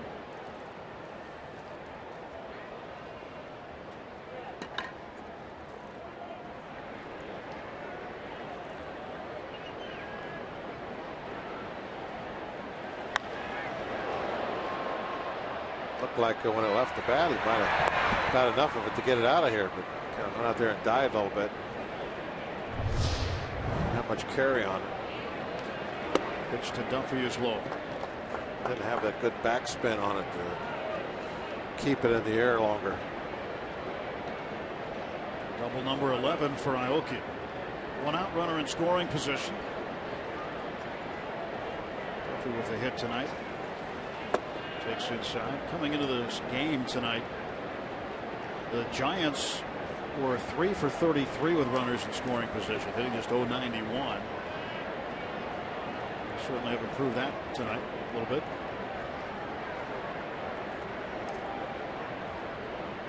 (2-0). That's upstairs. Yeah, they'll be getting back to what you were asking earlier. If the Dodgers are caught by the Giants, and again the Dodgers and Giants have 6 games remaining against one another, that would be quite a story, because the Dodgers spent all kinds of money. They have done a lot in terms of having 2 of the best pitchers in the game carry them, but the Giants just not going away. They never do. They find a way. 3 the last 5 years, 3 world championships. The odd numbered years. 10, 12, and 14. A full count on Matt Duffy.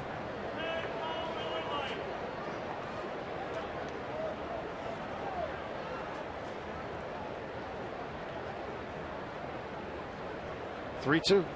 Swing and a miss. He struck him out.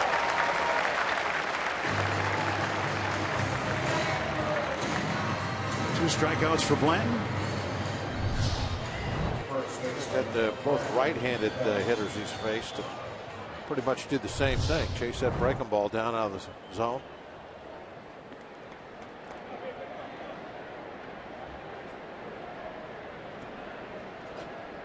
Aoki, the runner at second base, and Belt at the plate. Ball 1 to Brandon Belt.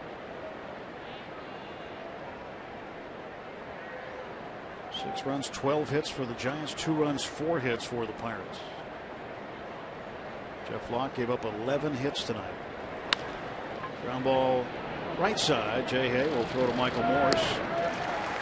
And Joe Blanton retires the side. 4 batters, 2 of them struck out. Giants leave 1.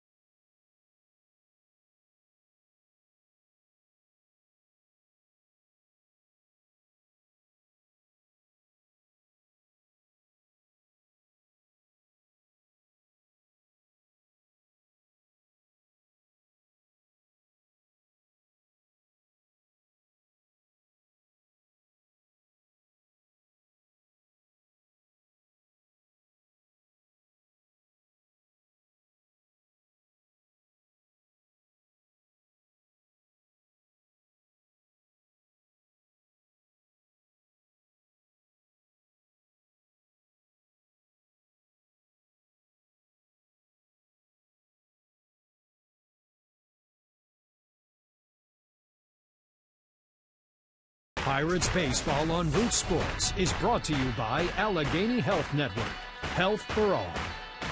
By Kenny Ross, Just Ask a Neighbor. And by Levin's, the official furniture and mattress supplier of the Pittsburgh Pirates. For the best quality, service, and value, shop Levin's. Let's go, Bucks! Well, here tonight, big Pittsburgh Pirate fan, late night talk show host Seth Meyers. Here with some family. They love the Buccos. Seth makes this an annual pilgrimage here to PNC Park.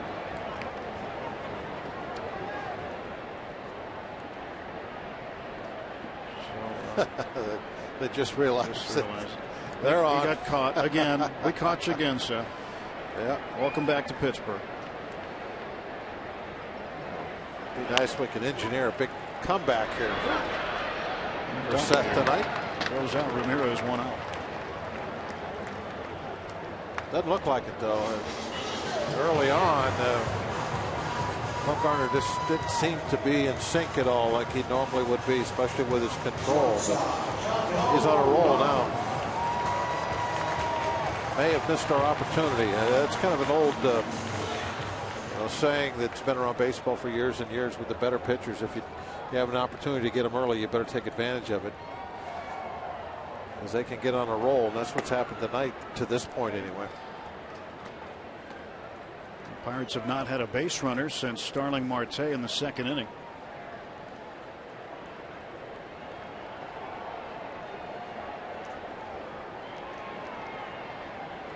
One-0 to Jung Ho Gun. He's 1 for 2. Good pitch. Let it go for a strike. Since the All-Star break, Gung hitting .325.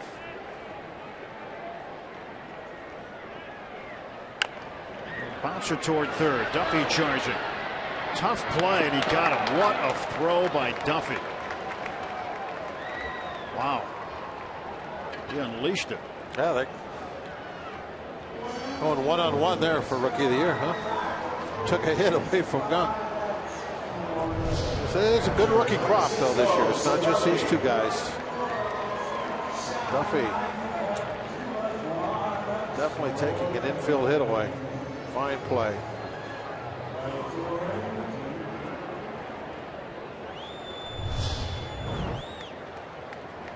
Two outs, Cervelli the hitter. Francisco takes strike one.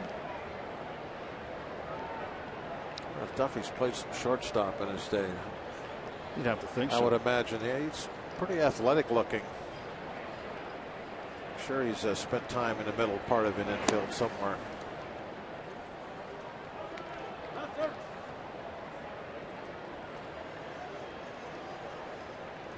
A lot of guys in the big leagues playing all kinds of positions that have played shortstop somewhere coming up. Look at Michael Morse. He was a shortstop coming up. He was drafted by the White Sox, ended up making it to the big leagues with the Mariners as a shortstop before being moved to first base, played the outfield.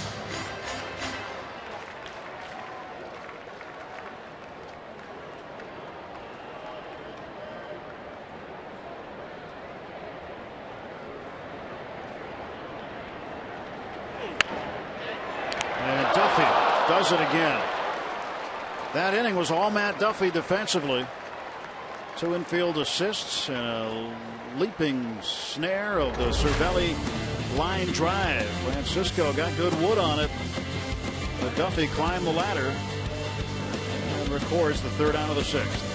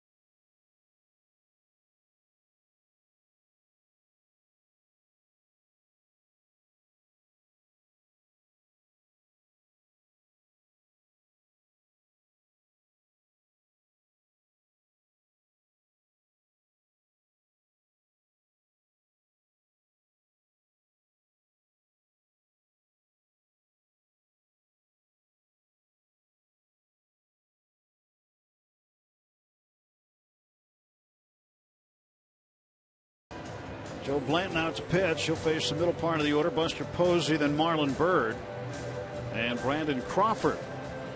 On a packed house at PNC on this Friday night. Free Shirt Friday tonight. And looks like sellout number 20 for the Pirates this year. Yeah, another strong crowd. Pirates usually win when there's a sellout. 16-3 in front of sellout crowds this year.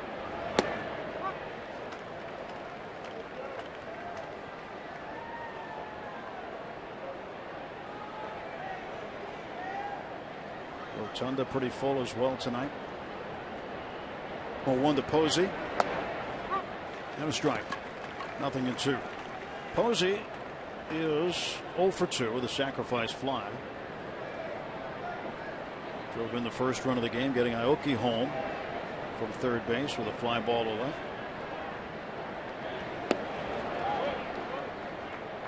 1-2.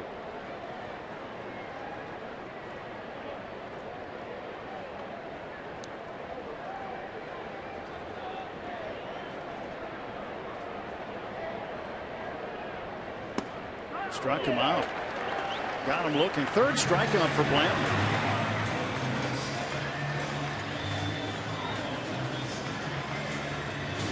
This was tweeted into the booth using the hashtag BucksBooth. Pat Schaffer, some of the ushers honoring Bree Geibel, the wife of their supervisor, Tim.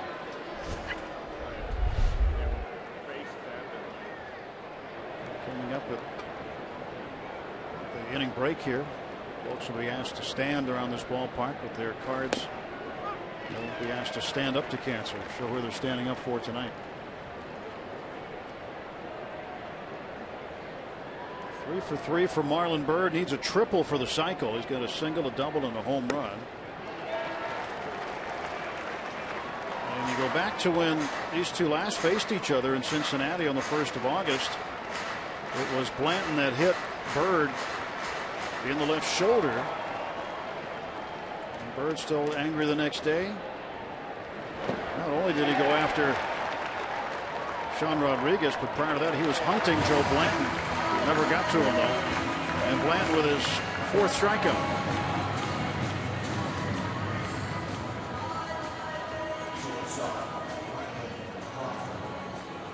Now that was kind of an easy at bat for Blanton. Thinking that there might be some kind of little extra motivation there for Byrd. Maybe the extra motivation was there and it worked against him. Certainly chased a poor pitch on the 0-2 count.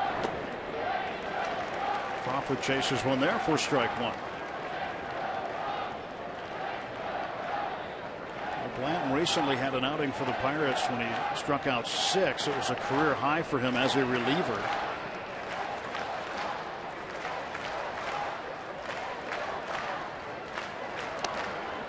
He's already got 4. Just an inning and 2/3 of work.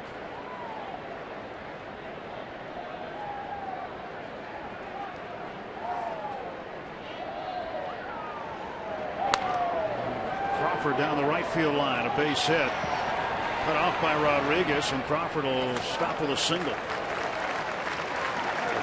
Rodriguez again showing some outstanding defensive work, this time in the outfield. Saved a run earlier with a good play on a ball that Belt hit off the wall, getting it in quickly, and now with this cutting it off.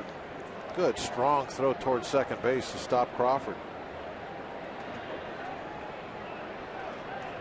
Valuable guy to have on your bench.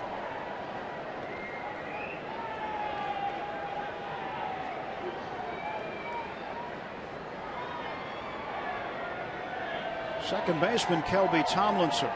2 outs and a man aboard. And he hits one into center field. McCutchen will let it bounce and play it there. Crawford heading to third. The throw goes into third base. Ramirez can't handle it. And down to second goes Tomlinson. Now 2 outs and runners at second and third. You're never really sure what kind of a bounce you're going to get when you're throwing that ball in from the outfield. And, ideally you want it to be a nice long hop. But this ball coming in and really getting an in-between hop is the way you would describe that. Not really a short hop, and obviously not the long hop. Those are the tough ones to try to handle and get some kind of a tag down.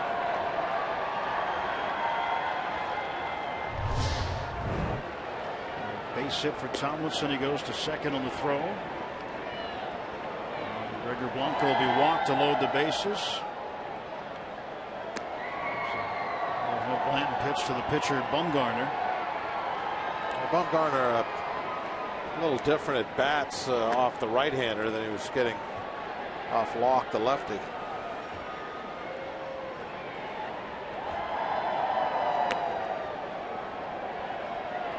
Blanco will go down to first base. And the Giants have loaded him up in the top of the 7th. Go back to inning number 2 with Blanco aboard and a 2-strike count. Bumgarner with home run number 5. First pitcher in the big leagues to have 5 homers in a season since Carlos Zambrano in 2006. And a little roller to the right side. Morse will toss to Blanton covering. And the Giants will leave him loaded. So a 7th inning stretch. We're going to keep you right here at PNC Park as we stand up for cancer. Ladies and gentlemen, we ask you now to please rise. When you walked into the ballpark this evening, you received a placard from Stand Up to Cancer on which you wrote the name of someone in your life who has been affected by cancer. We ask you now to take out your placard and hold it up high as we take a solid stand together in the fight against cancer.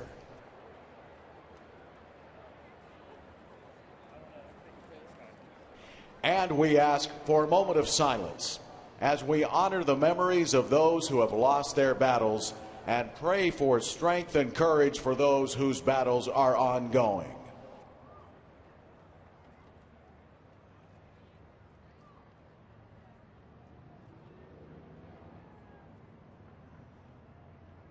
Thank you.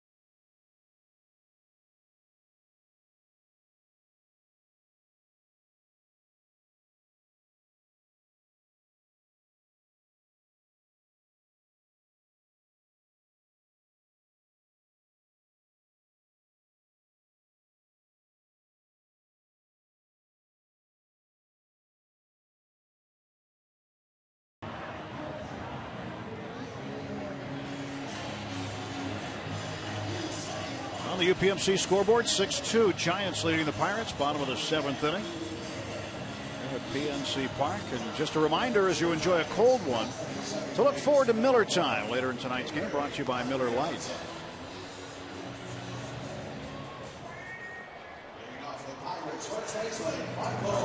Cameraman Terry standing up.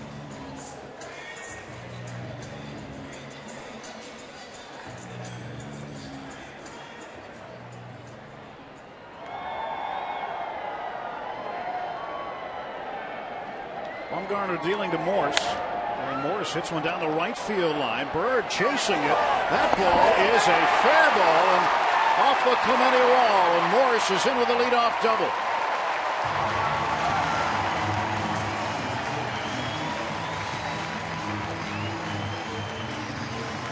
No, Morris knows Bumgarner as good as anybody. That's what everybody needs to do, is try to take him down the opposite line. Throw him a fastball pretty much right down the pipe. It looked like that ball got in a little bit toward the label of the bat. You can see how strong Morris is. Even though he didn't get it out on the head of the bat at all, he still hit it almost to the wall. Fifth double for Morse. That ends a string of 13 straight set down by Bumgarner. Side to Rodriguez. Next pitch will be number 100 for him.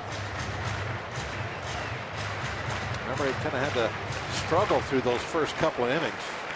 Ray Adrianza takes over at second base for Kelby Tomlinson.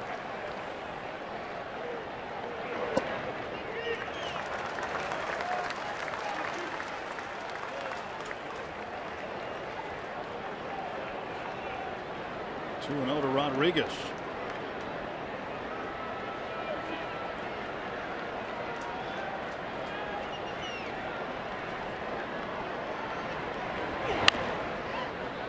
Two balls and a strike now to Shaw.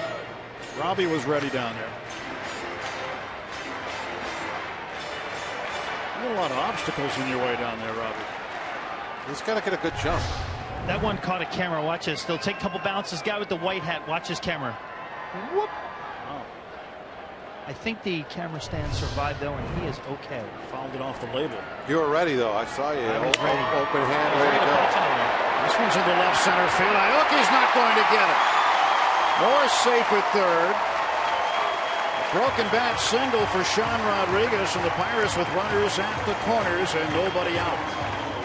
Time to make the run. You hope that you got one opportunity someplace to get right back in this ball game, and here it is right now. Bumgarner out there. He's over 100 pitches, maybe running out of gas a little bit. And you get the first two guys on base.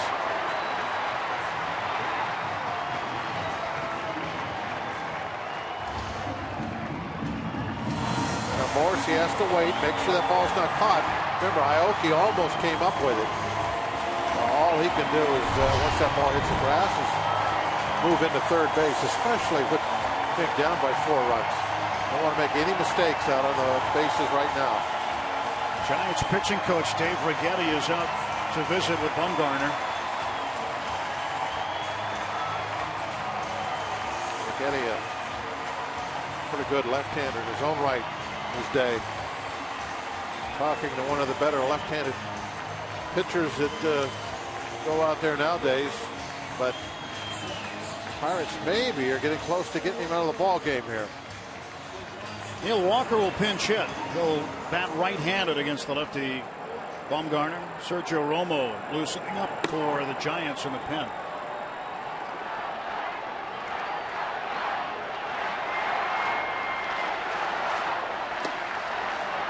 Walker takes inside. Neal had a 2-run homer in the 6th inning last night, batting left-handed off of Jake Peavy. It was his 13th home run of the season.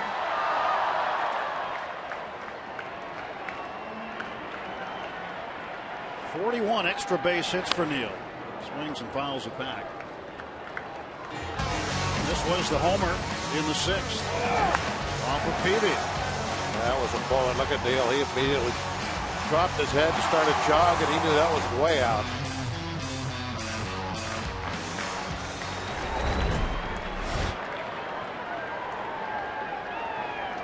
Just need a single right now. Just keep the line moving.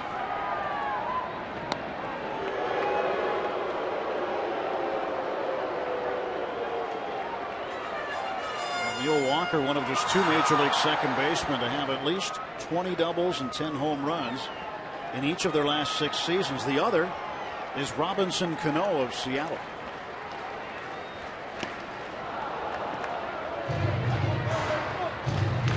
One and two. Walker currently leading all National League second basemen with 13 home runs, 41 extra base hits. That home run, by the way, that he hit in last night's game was his 800th career hit.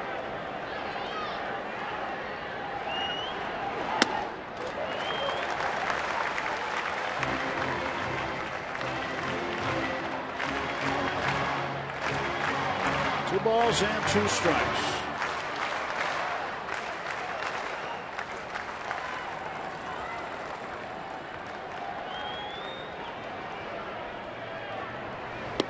Side, it's 3-2.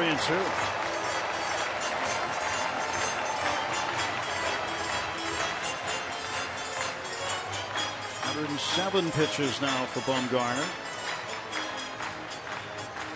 Bobby Kelly, third base coach. Roberto Kelly, then Bobby Kelly, then back to Roberto Kelly.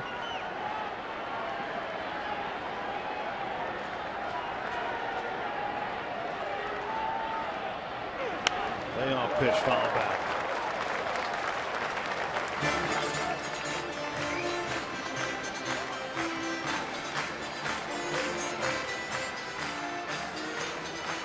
You get up to the stage, Bob, when you're this late in the game, you're throwing this many pitches. How much more of an effort is it to get the ball home the way you want to get it home? You know, it depends on the individual. You know, some guys, like Cole, for instance, I don't think makes much difference to him at all. Walker in the air to center. This will get Morse in. Blanco will throw it to second to keep the force play in order. Sacrifice fly by Walker. And it's now 6-3. Verlander in his heyday, it looked like it got easier. Did start out throwing 93, end up throwing 100. It depends on the individual. That's going to be it. Well, Bruce Bochy coming to get Bumgarner, and he will call on his right-handed reliever Sergio Romo. Romo loves the slider. 6-3, bottom of the seventh.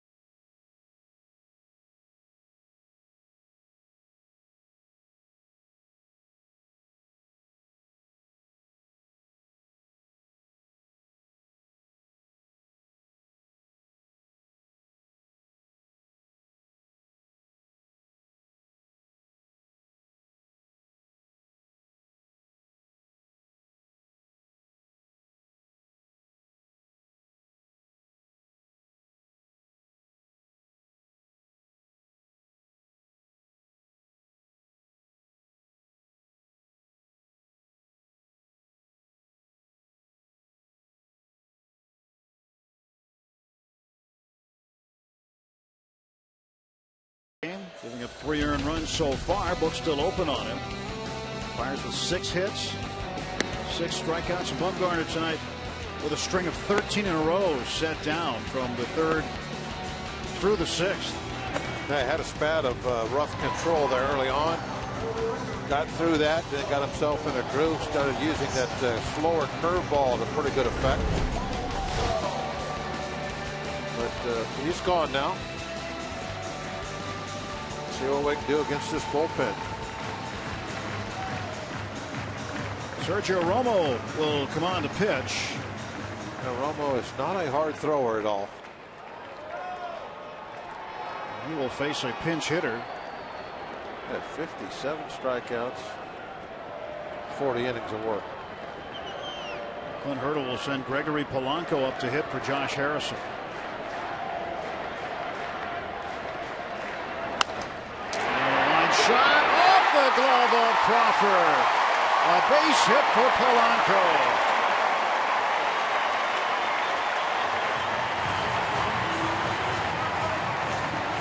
Yeah, Polanco doesn't like to waste a lot of time when he gets up there. He just looks for the ball and gives it a whack.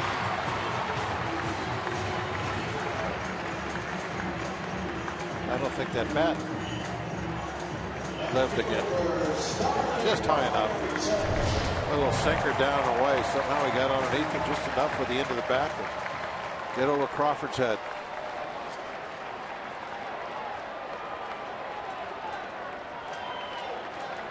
Got to keep the line moving. Another hit. I'll tell you, a swing and a miss.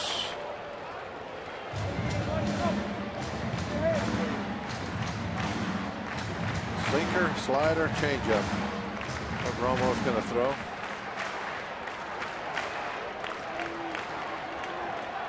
First and second, one out. The 0-1 from Romo.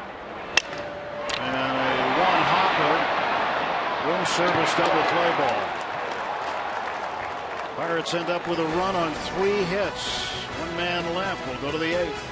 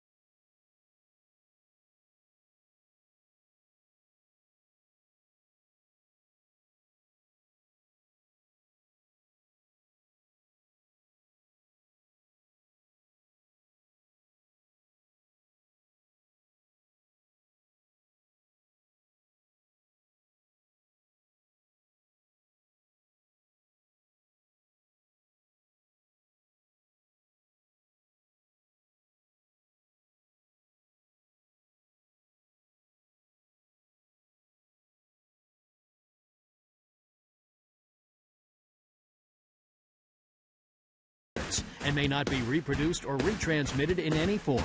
And the accounts and descriptions of this game may not be disseminated without the express written consent of the Pittsburgh Pirates. Take a look at our Nissan Road ahead tomorrow on here at 3:30. Mike Leake, now the starter for the Giants. He'll come off the disabled list after a hamstring injury. He'll oppose Garrett Cole. And then Sunday night, 8 o'clock on ESPN, it'll be Ryan Vogelsong against Francisco Liriano. That'll wrap up the 4-game set in the season series between the Pirates and the Giants. Right now, a 3-run ball game. Giants out hitting the Pirates 14-7. Wilson Bumgarner congratulating his teammates, thanking them for their help tonight. He leaves with a lead after 6 1/3 innings, so he's in line for a win. And the Pirates will try to come back and get him a no decision. Gregory Polanco enters the game in right field after his pinch hit. And Neil Walker at second base. He also contributed as a pinch hitter, driving in Michael Morse. And the new pitcher is Antonio Bastardo. Bastardo has been pretty good of late.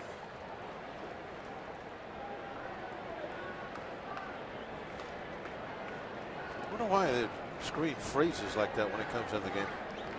Ever notice that? Maybe he freezes.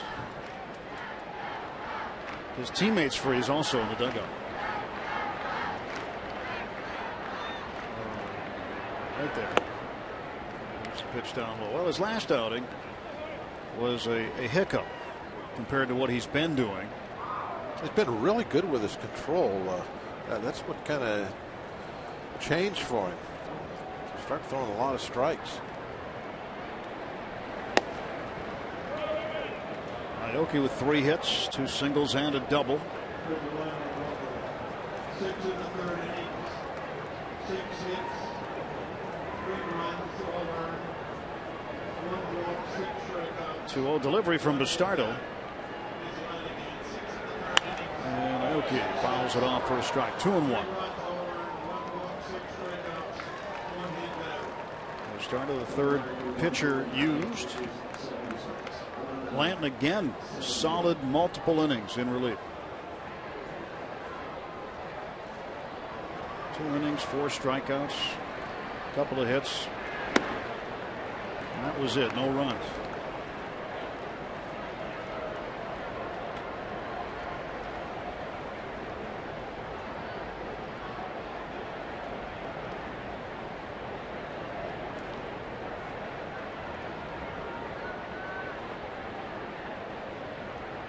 Bastardo's 3-1.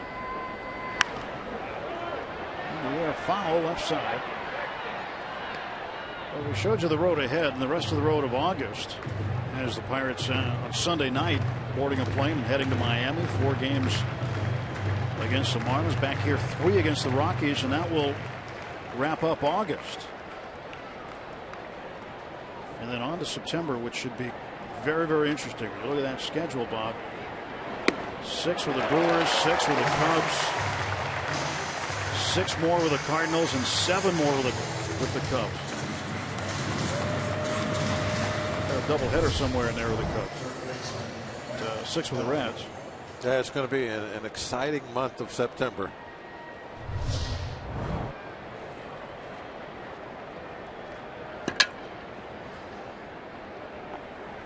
Liriano going Sunday night. Opposite Ryan Vogelsong. The finale of this one. Matt Duffy swings and misses. There's Vogelsong. Former Bucko.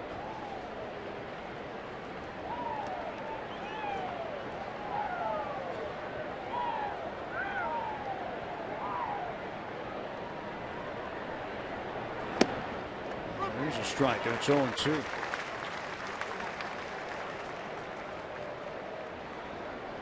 Peavy went last night and ended up going 6 innings. Suffered the loss, his 6th against 3 wins. Missed 2 months with back and hip issues. And Bastardo sits down Matt Duffy on 3 pitches.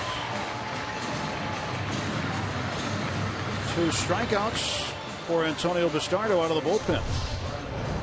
Throwing strikes, he gets outs. That fastball of his, for whatever reason, plays much faster, much more velocity than the reading shows. I mean, he threw that ball right by him. This ball's down the middle of the plate.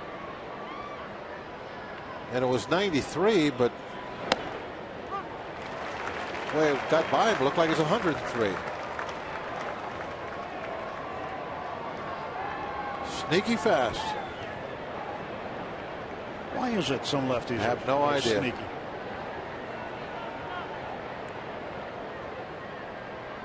It's in their left-handed genes. You don't run across many right-handers people consider sneaky fast. No, they're pretty straightforward. Yeah, lefties are sneaky.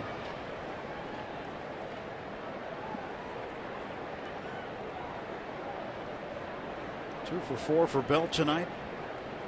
1-1 count, 2 down, bases empty.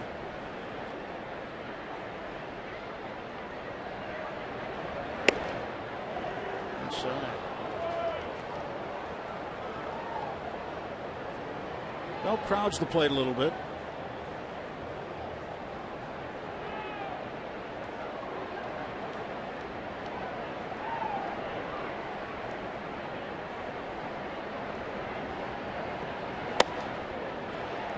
Takes it away, and it's 3-1.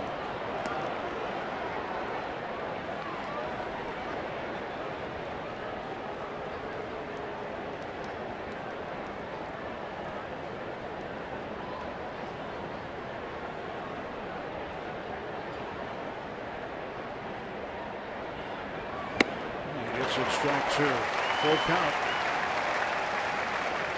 Felt the swing at that pitch. Hey, even in a 3-2. In a fastball count, 3-1. That 93-mile-an-hour fastball just goes right by him. That one was in a decent spot at the letters for a fastball, but still.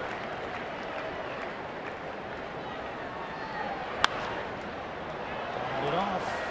We'll get another pitch.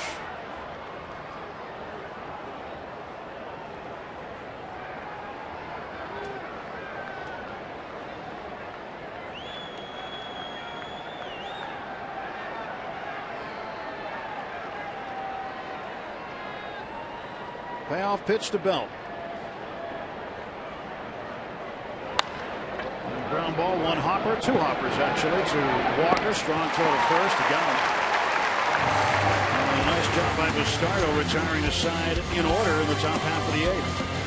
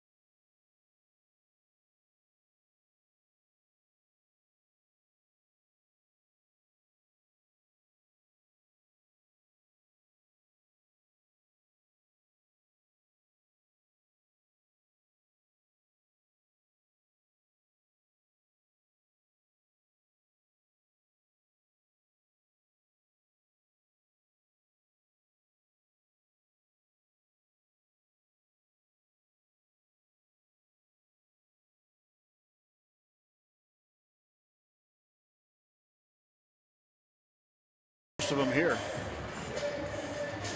and you can follow the Pirates wherever you are with MLB.com. At Bat, the #1 app for live baseball.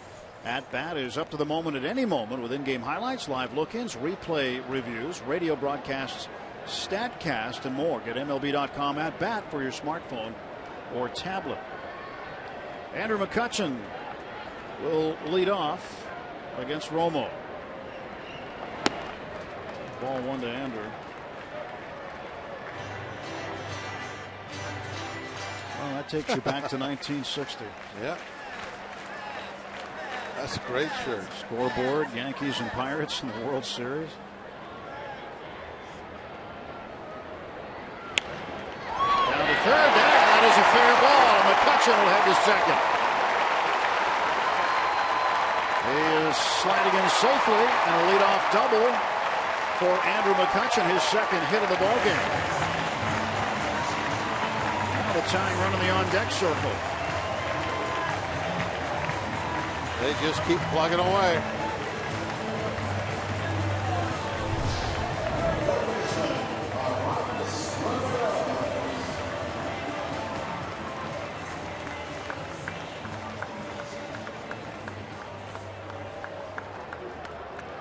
Right down the line, hooked it over to the short fence.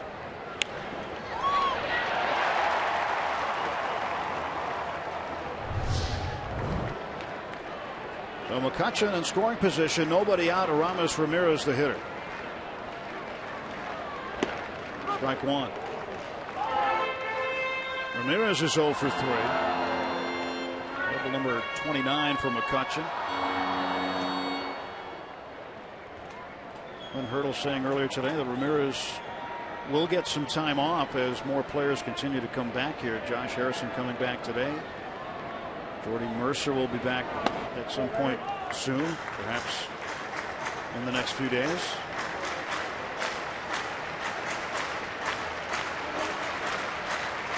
Yeah, a lot of players that play similar positions down there. It'll be interesting how that all works itself out over the next few weeks.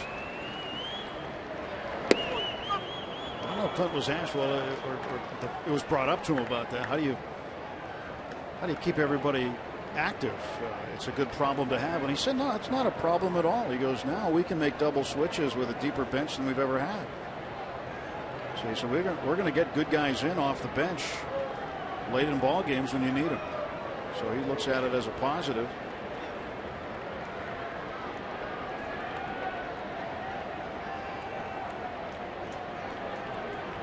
One, two to Ramirez.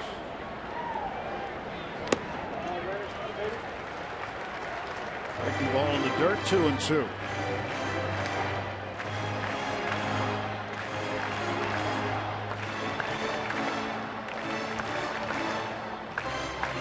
Another couple of guys. Well, they're going to come out and see if Romo's okay.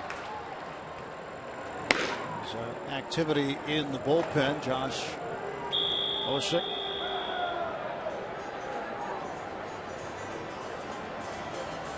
But after September 1st, you probably expect Corey Hart to be back. Yeah, Romo telling him he's fine. It was just something about the mound, maybe slipped, something like that. No problems physically. Also, after September 1st, expect Travis Snyder to be here if he hits well in AAA. Clint said he talked to him on the phone today.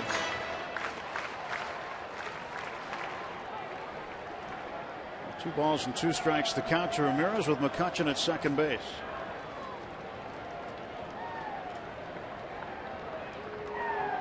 Almost 2-2. Base hit to center. McCutchen's going to get waved home. Blanco's throw cut off by Belt.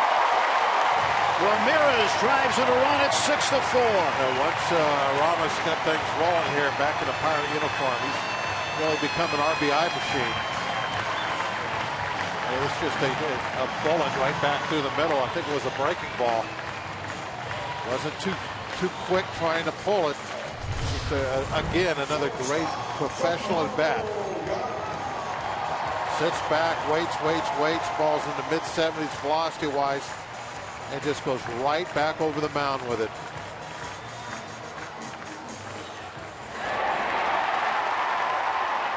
Pitch being waved home by Rick Sofield, and he scores without a throw. And Ramirez, 14 RBIs in his last 15 games. He's hit safely in 6 of his last 7. And Jung Ho with an RBI base hit tonight is 1 for 3. He could tie it up.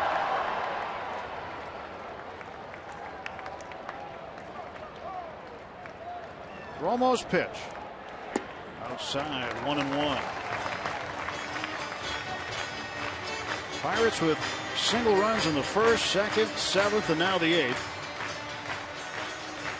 See Pedro Alvarez down there talking with Andrew McCutchen. Pedro's still lurking in the dugout. He could be a factor late.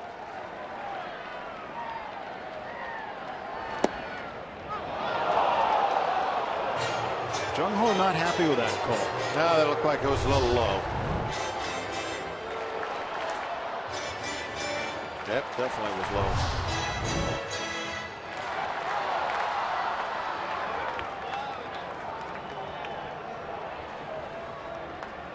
Instead of being 2-1, it's 1-2.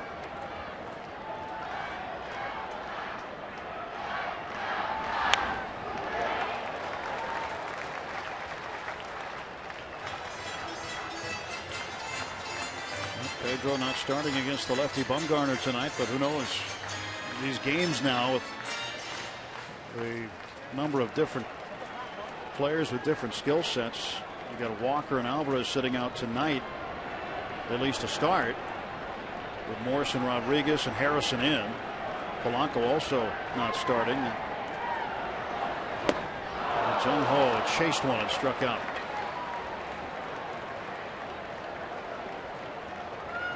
That really made a big difference. That strike call that big guy put Jung Ho in the hole.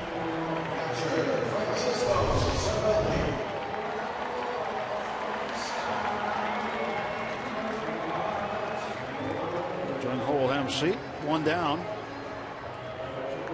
Runner at first base is Ramos Ramirez with Francisco Cervello.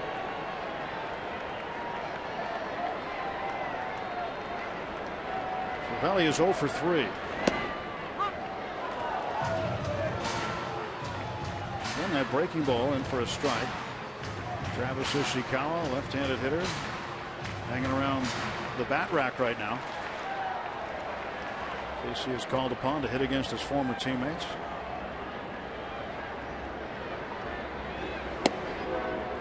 One ball and one strike.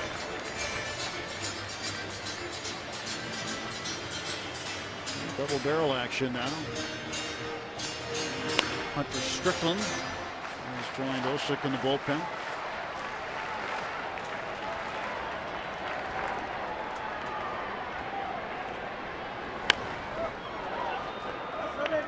Two strikes on Cervelli.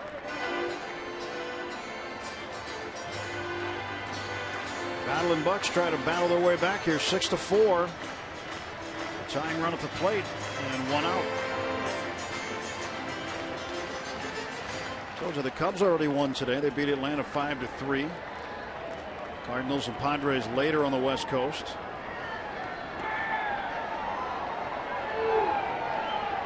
Well, playing behind Ramirez, not holding him on here.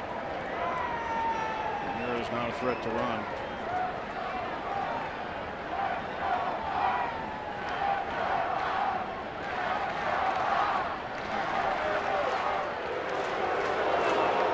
Well, not holding him on, but Romo steps off and looks over there anyway.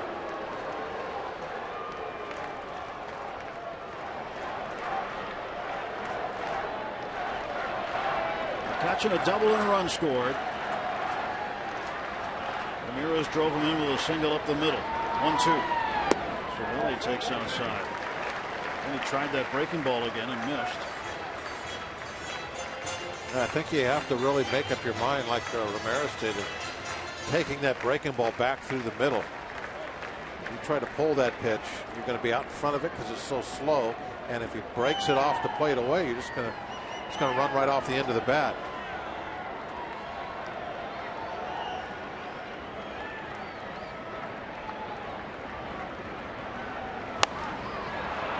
Popped up right side.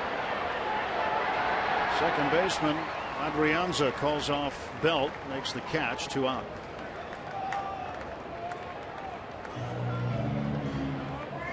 Time now for our Data Strong fan photo of the game. It's brought to you by T-Mobile. Let's see what we have for you tonight.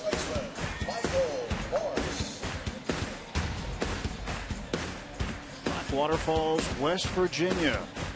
Andrew D. Carrera. Ace in the Bird. Well, looks like a beautiful place, doesn't it? It really looks nice. Good place for Jolly Roger, too. Thank you for that photo.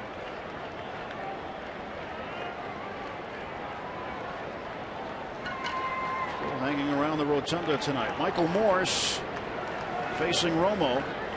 2 outs, bottom of the 8th. Outside for a ball.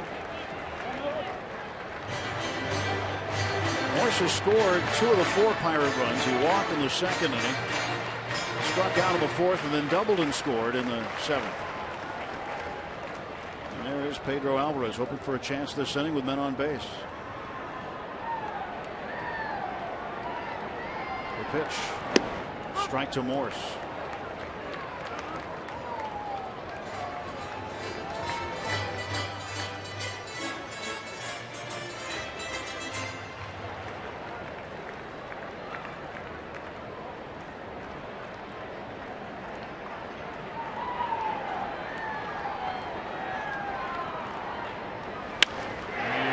It into left field, a base hit.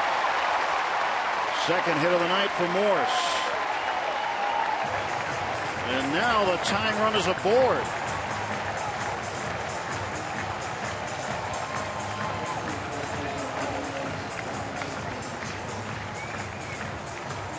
Alvarez will come hit.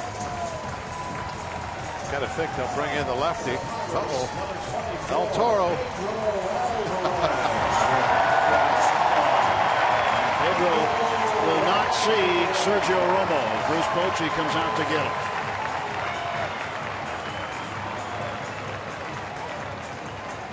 So Romo chased, putting up 3 hits this inning. Now the tying run aboard. Romo is done. A call to the bullpen by the Giants. Pirates threatening. It's a 6-4 game.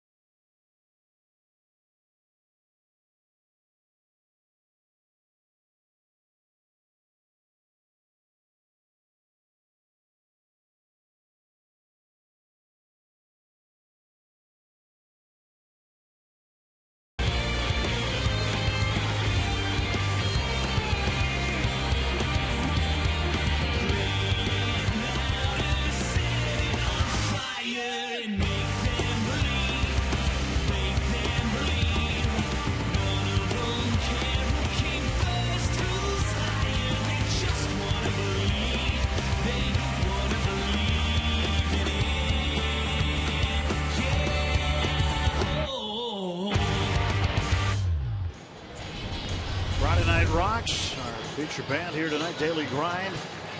And it is a grind, daily. 6-4 the score, bottom of the 8th. Terry catching all the excitement on the Friday Night Rocks here. And Pedro Alvarez hoping to provide some excitement as he comes on the pinch hit with 2 outs. And the tying run on base, he'll face a left-handed pitcher, Josh Osich. Pedro comes through here. This place will be rocking, won't it? Oh, Osich got a good fastball. Probably give Pedro a couple of straight ones to hit. Osich spent most of the year in Double-A Richmond. 7 appearances in Triple-A. And the pitch outside to Alvarez. This is a breaking ball there. It's a very short, quick breaking ball. Doesn't move much.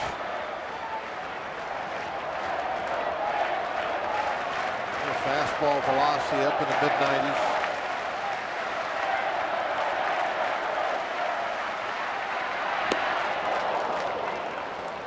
1-1 to Alvarez. This month, Pedro hitting .340.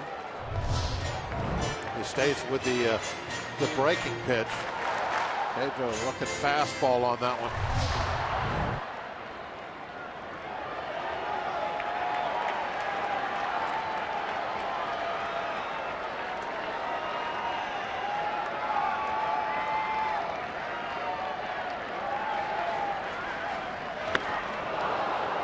Three in a row. Boy, Ray throws that pitch hard, too. 1-2 count. Pedro behind.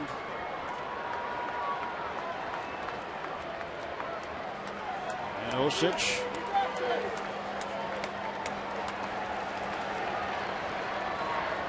Ready to deliver the 1-2 pitch to Alvarez. Runners off first and second.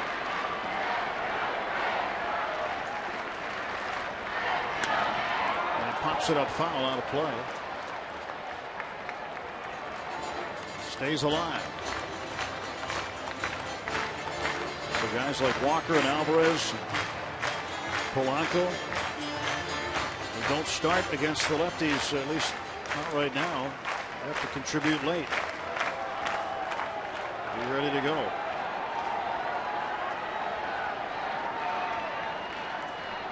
One-two. Oh, good job there. That's the first fastball he's seen.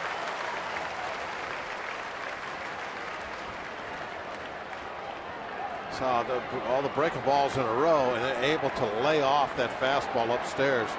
That definitely was the game plan on that pitch.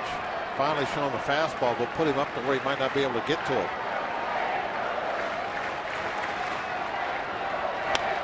Ground ball to the first base side. Belt's got it. Toss to Osich. And the Pirates leave 2. They get 1. And after 8 full, it's a 6-4 ball game in Pittsburgh.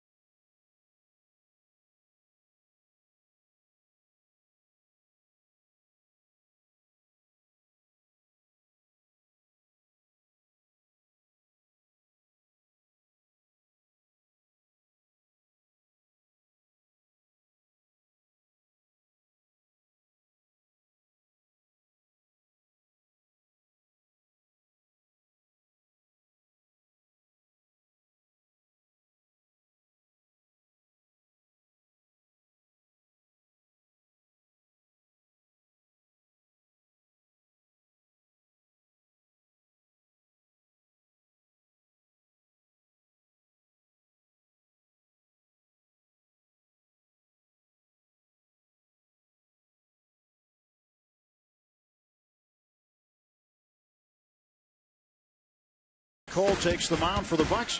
Our coverage starts at 3:30 with Pirates pregame presented by WB Mason on Root Sports. Garrett Cole 14-7 opposing Mike Leake, who is 9-6. Leake will make his first start against the Pirates as a Giant, and 20 as a Red.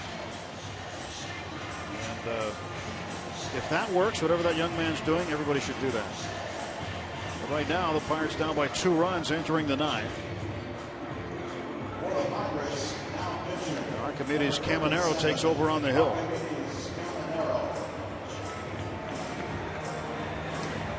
Seen a lot of work this year. 57 2/3 innings, and you can see the same thing for Archimedes that you could say for Biscardo, that and getting ahead of hitters, throwing strikes, and pitching much better now for about the last 3 weeks or so. Starling Marte making friends. Caminero got into a little bit of a funk there where he was having to throw a lot of fastballs at fastball counts, and even though he throws very hard, they were getting turned on. They're being put in play with a lot of velocity going out, just like they are coming in. Gets that one by Buster Posey. He's been able to do things like that. He throws that slider to start guys off, not having to stay so much with that fastball. It's all about having some control over something other than that hard fastball that he can throw strikes with. 89 and then comes back with 96. And he's ahead of Posey 0-2. Caminero career high 3 scoreless innings in Tuesday's extra innings win over the Diamondbacks. Ground ball to third. Right there, Ramirez. 1 out.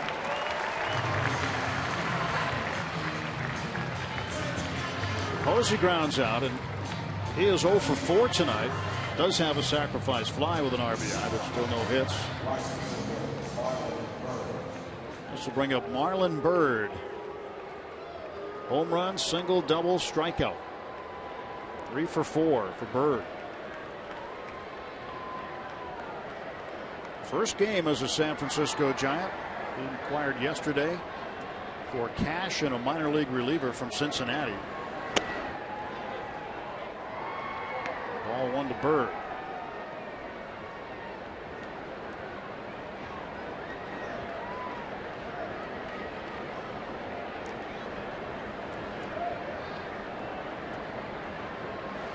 He takes up an in. 2-0. I always like the way those transactions say for cash. Like somebody took something out of their wallet, sent it along with Well, it. I think they should say you were just traded for Ben Franklin. Or how many Ben Franklins you were traded for. Cash. Cash it. And not Johnny Cash.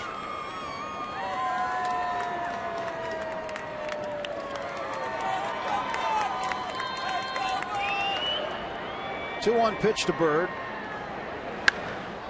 High in the air to right field and deep toward the corner. Polanco. Watch it go foul. That ball sliced. Bird had good distance on it.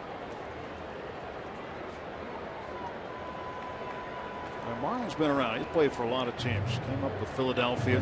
He's played with Washington, Texas Rangers, the Cubs, Red Sox, Mets, Pirates, Phillies again, and the Reds.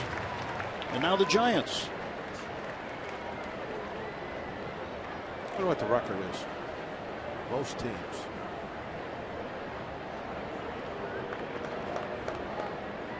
That's a good question. Who was it that used to wear a jersey with all the logos of the teams he played in? Was that Gaylord Perry? Used to make appearances with a baseball jersey. Had Different stuff on a bunch of different team logos on it.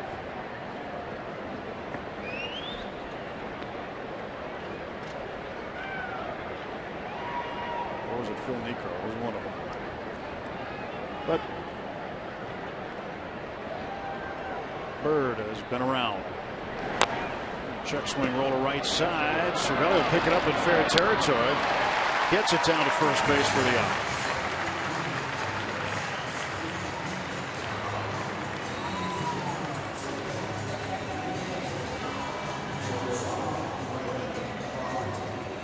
Two down, top of the ninth. Mr. Valley really is kind of astonishing. He's maintaining that spring in his step to get out of there so quick, make that play. He's putting in a bunch of innings behind the plate. I'll get a day off tomorrow. Cole on the mound.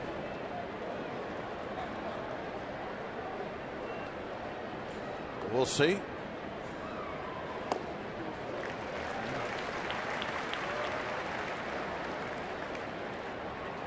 Nothing to 1 to Crawford. He had a base hit earlier in the ball game. The 7th inning. Struck out, grounded out, lined out.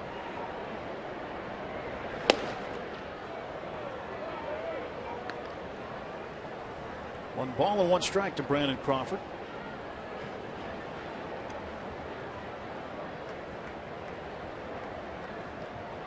Casilla ready to go. Santiago Casilla. There's a ground ball to Walker. Takes it on a knee. Last wraps for the Pirates. As they need to generate a couple of runs to extend the ball game. 3 to win it. Neil Walker will lead off. Gregory Polanco's second. And Starling Marte scheduled to hit third. Bottom of the ninth coming up.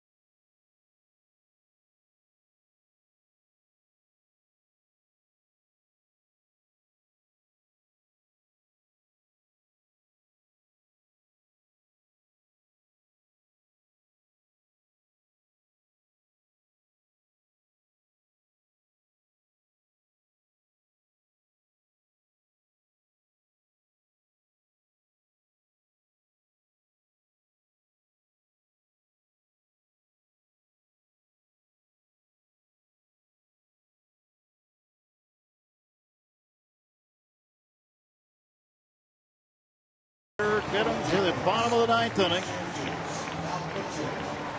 Pirates trying to scratch out at least 2. 3 would win it. They have not had more than 1 run in any inning. Single runs in the 1st, 2nd, 7th, and the 8th. They're trying to bunch something together against the closer of the Giants, Santiago Casilla, who's on to face Neil Walker to start things in the bottom of the 9th inning of a 6-4 ball game. Juan Perez is now in left field for the Giants. Here is Casilla. I see his numbers on the season. He'll be going for save number 30 on the year. 49 games. 5 long balls. 41 innings. He's blown 5 saves. Well, making a half dozen. First time for Walker to bat left-handed. He batted right-handed in the 7th and drove in a run with a sacrifice fly. Came in to pinch hit then. The 2nd time to the plate tonight for Neil. And he takes low from Casilla.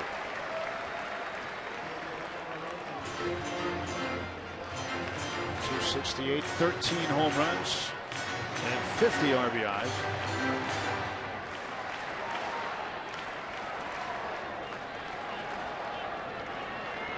It's blooping a blast time here in the 9th. Just got to get on base. It doesn't matter how. Posey goes out to talk to Casilla after he delivers ball too low. You're not thinking about having to drive a ball anywhere. Just anything you can do to get on. Bring that tying run up there. Rally caps. Some nights those work.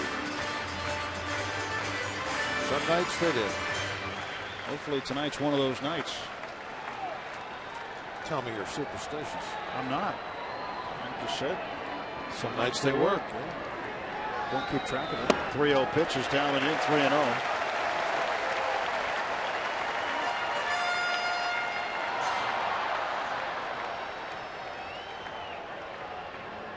Casilla not yet thrown a strike to Walker. If he puts him on, then that'll bring up the tying run with nobody out. 14 hits for the Giants, 10 hits for the Pirates. Gregory Polanco is on deck.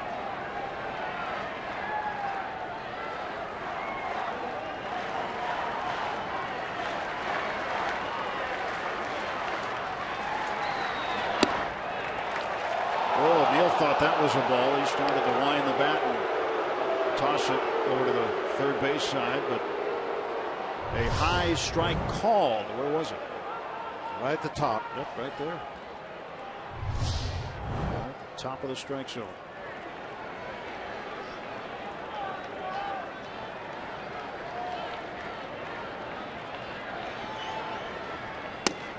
And there is ball 4. Neil waited that time.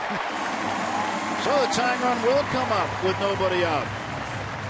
Casilla walking the first man he sees, Neil Walker. That's good at bat by Neil. That's exactly what he was trying to do. Find some way, get himself to first base. Now the door is open a little bit. The Pirates have a chance. Casilla, over his last 15 appearances, has posted a .771 ERA. So he's given up some runs late for the Giants. Let's see if it happens again now in the bottom of the 9th with one on, nobody out for Polanco, who's 1 for 1. He takes a strike.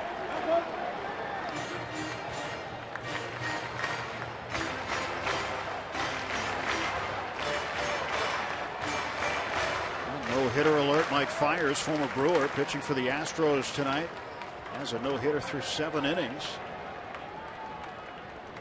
That's the Angels, 3-0 the score there. There's a hot shot down to second. There's one and a double play. Ouch. Boy, that hurts.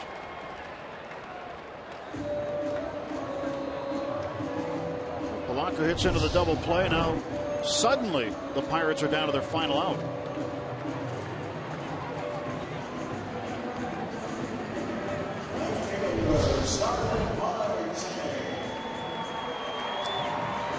You wouldn't expect that from Polanco. He's so tough to double up.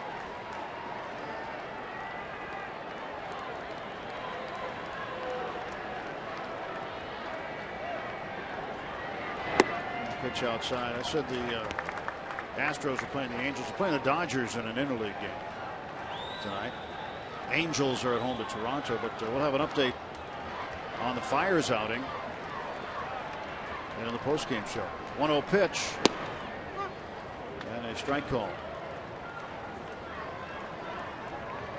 1 ball, 1 strike, 2-run ball game. Double play really helps Casilla out after he walked Neil Walker to lead off the unit. And this should do it. And the Giants take game 2 here tonight, 6-4. Jeff Locke gives up the 6 runs. The Pirates battle back. Madison Bumgarner will end up with the win, his 15th, to equal Jake Arrieta of the Cubs. It's a tough one tonight. Locke didn't have it going there early in the game. Gave up those 5 early in the first 2 innings. Against a guy like Bumgarner, that's awfully tough to come back. But Pirates battled the entire way and had the tying run at the plate in the 9th. If you're going to go down, at least that's the way you want it to happen with a chance. They did have that, but didn't work out. Too much Bird. Bird, first night on the job, 3 hits, including a home run. Bumgarner hits his 5th homer of the year as well. 6-4, the final. San Francisco takes game 2, and the series even at a game apiece. Let's go downstairs, check in with Rob King and Kent Jacoby. Tim and Bob, thanks very much. This is an unusual feel to this game. Teak, I think if you told us before the game the Pirates were going to get 4 runs off Bumgarner and the Giants, you would have taken it, and yet you felt like there were some opportunities late in this game the Pirates could have cashed in. Yeah, there were a couple different ebbs and flows in this game. Obviously, the one early, not good at all for the Pirates.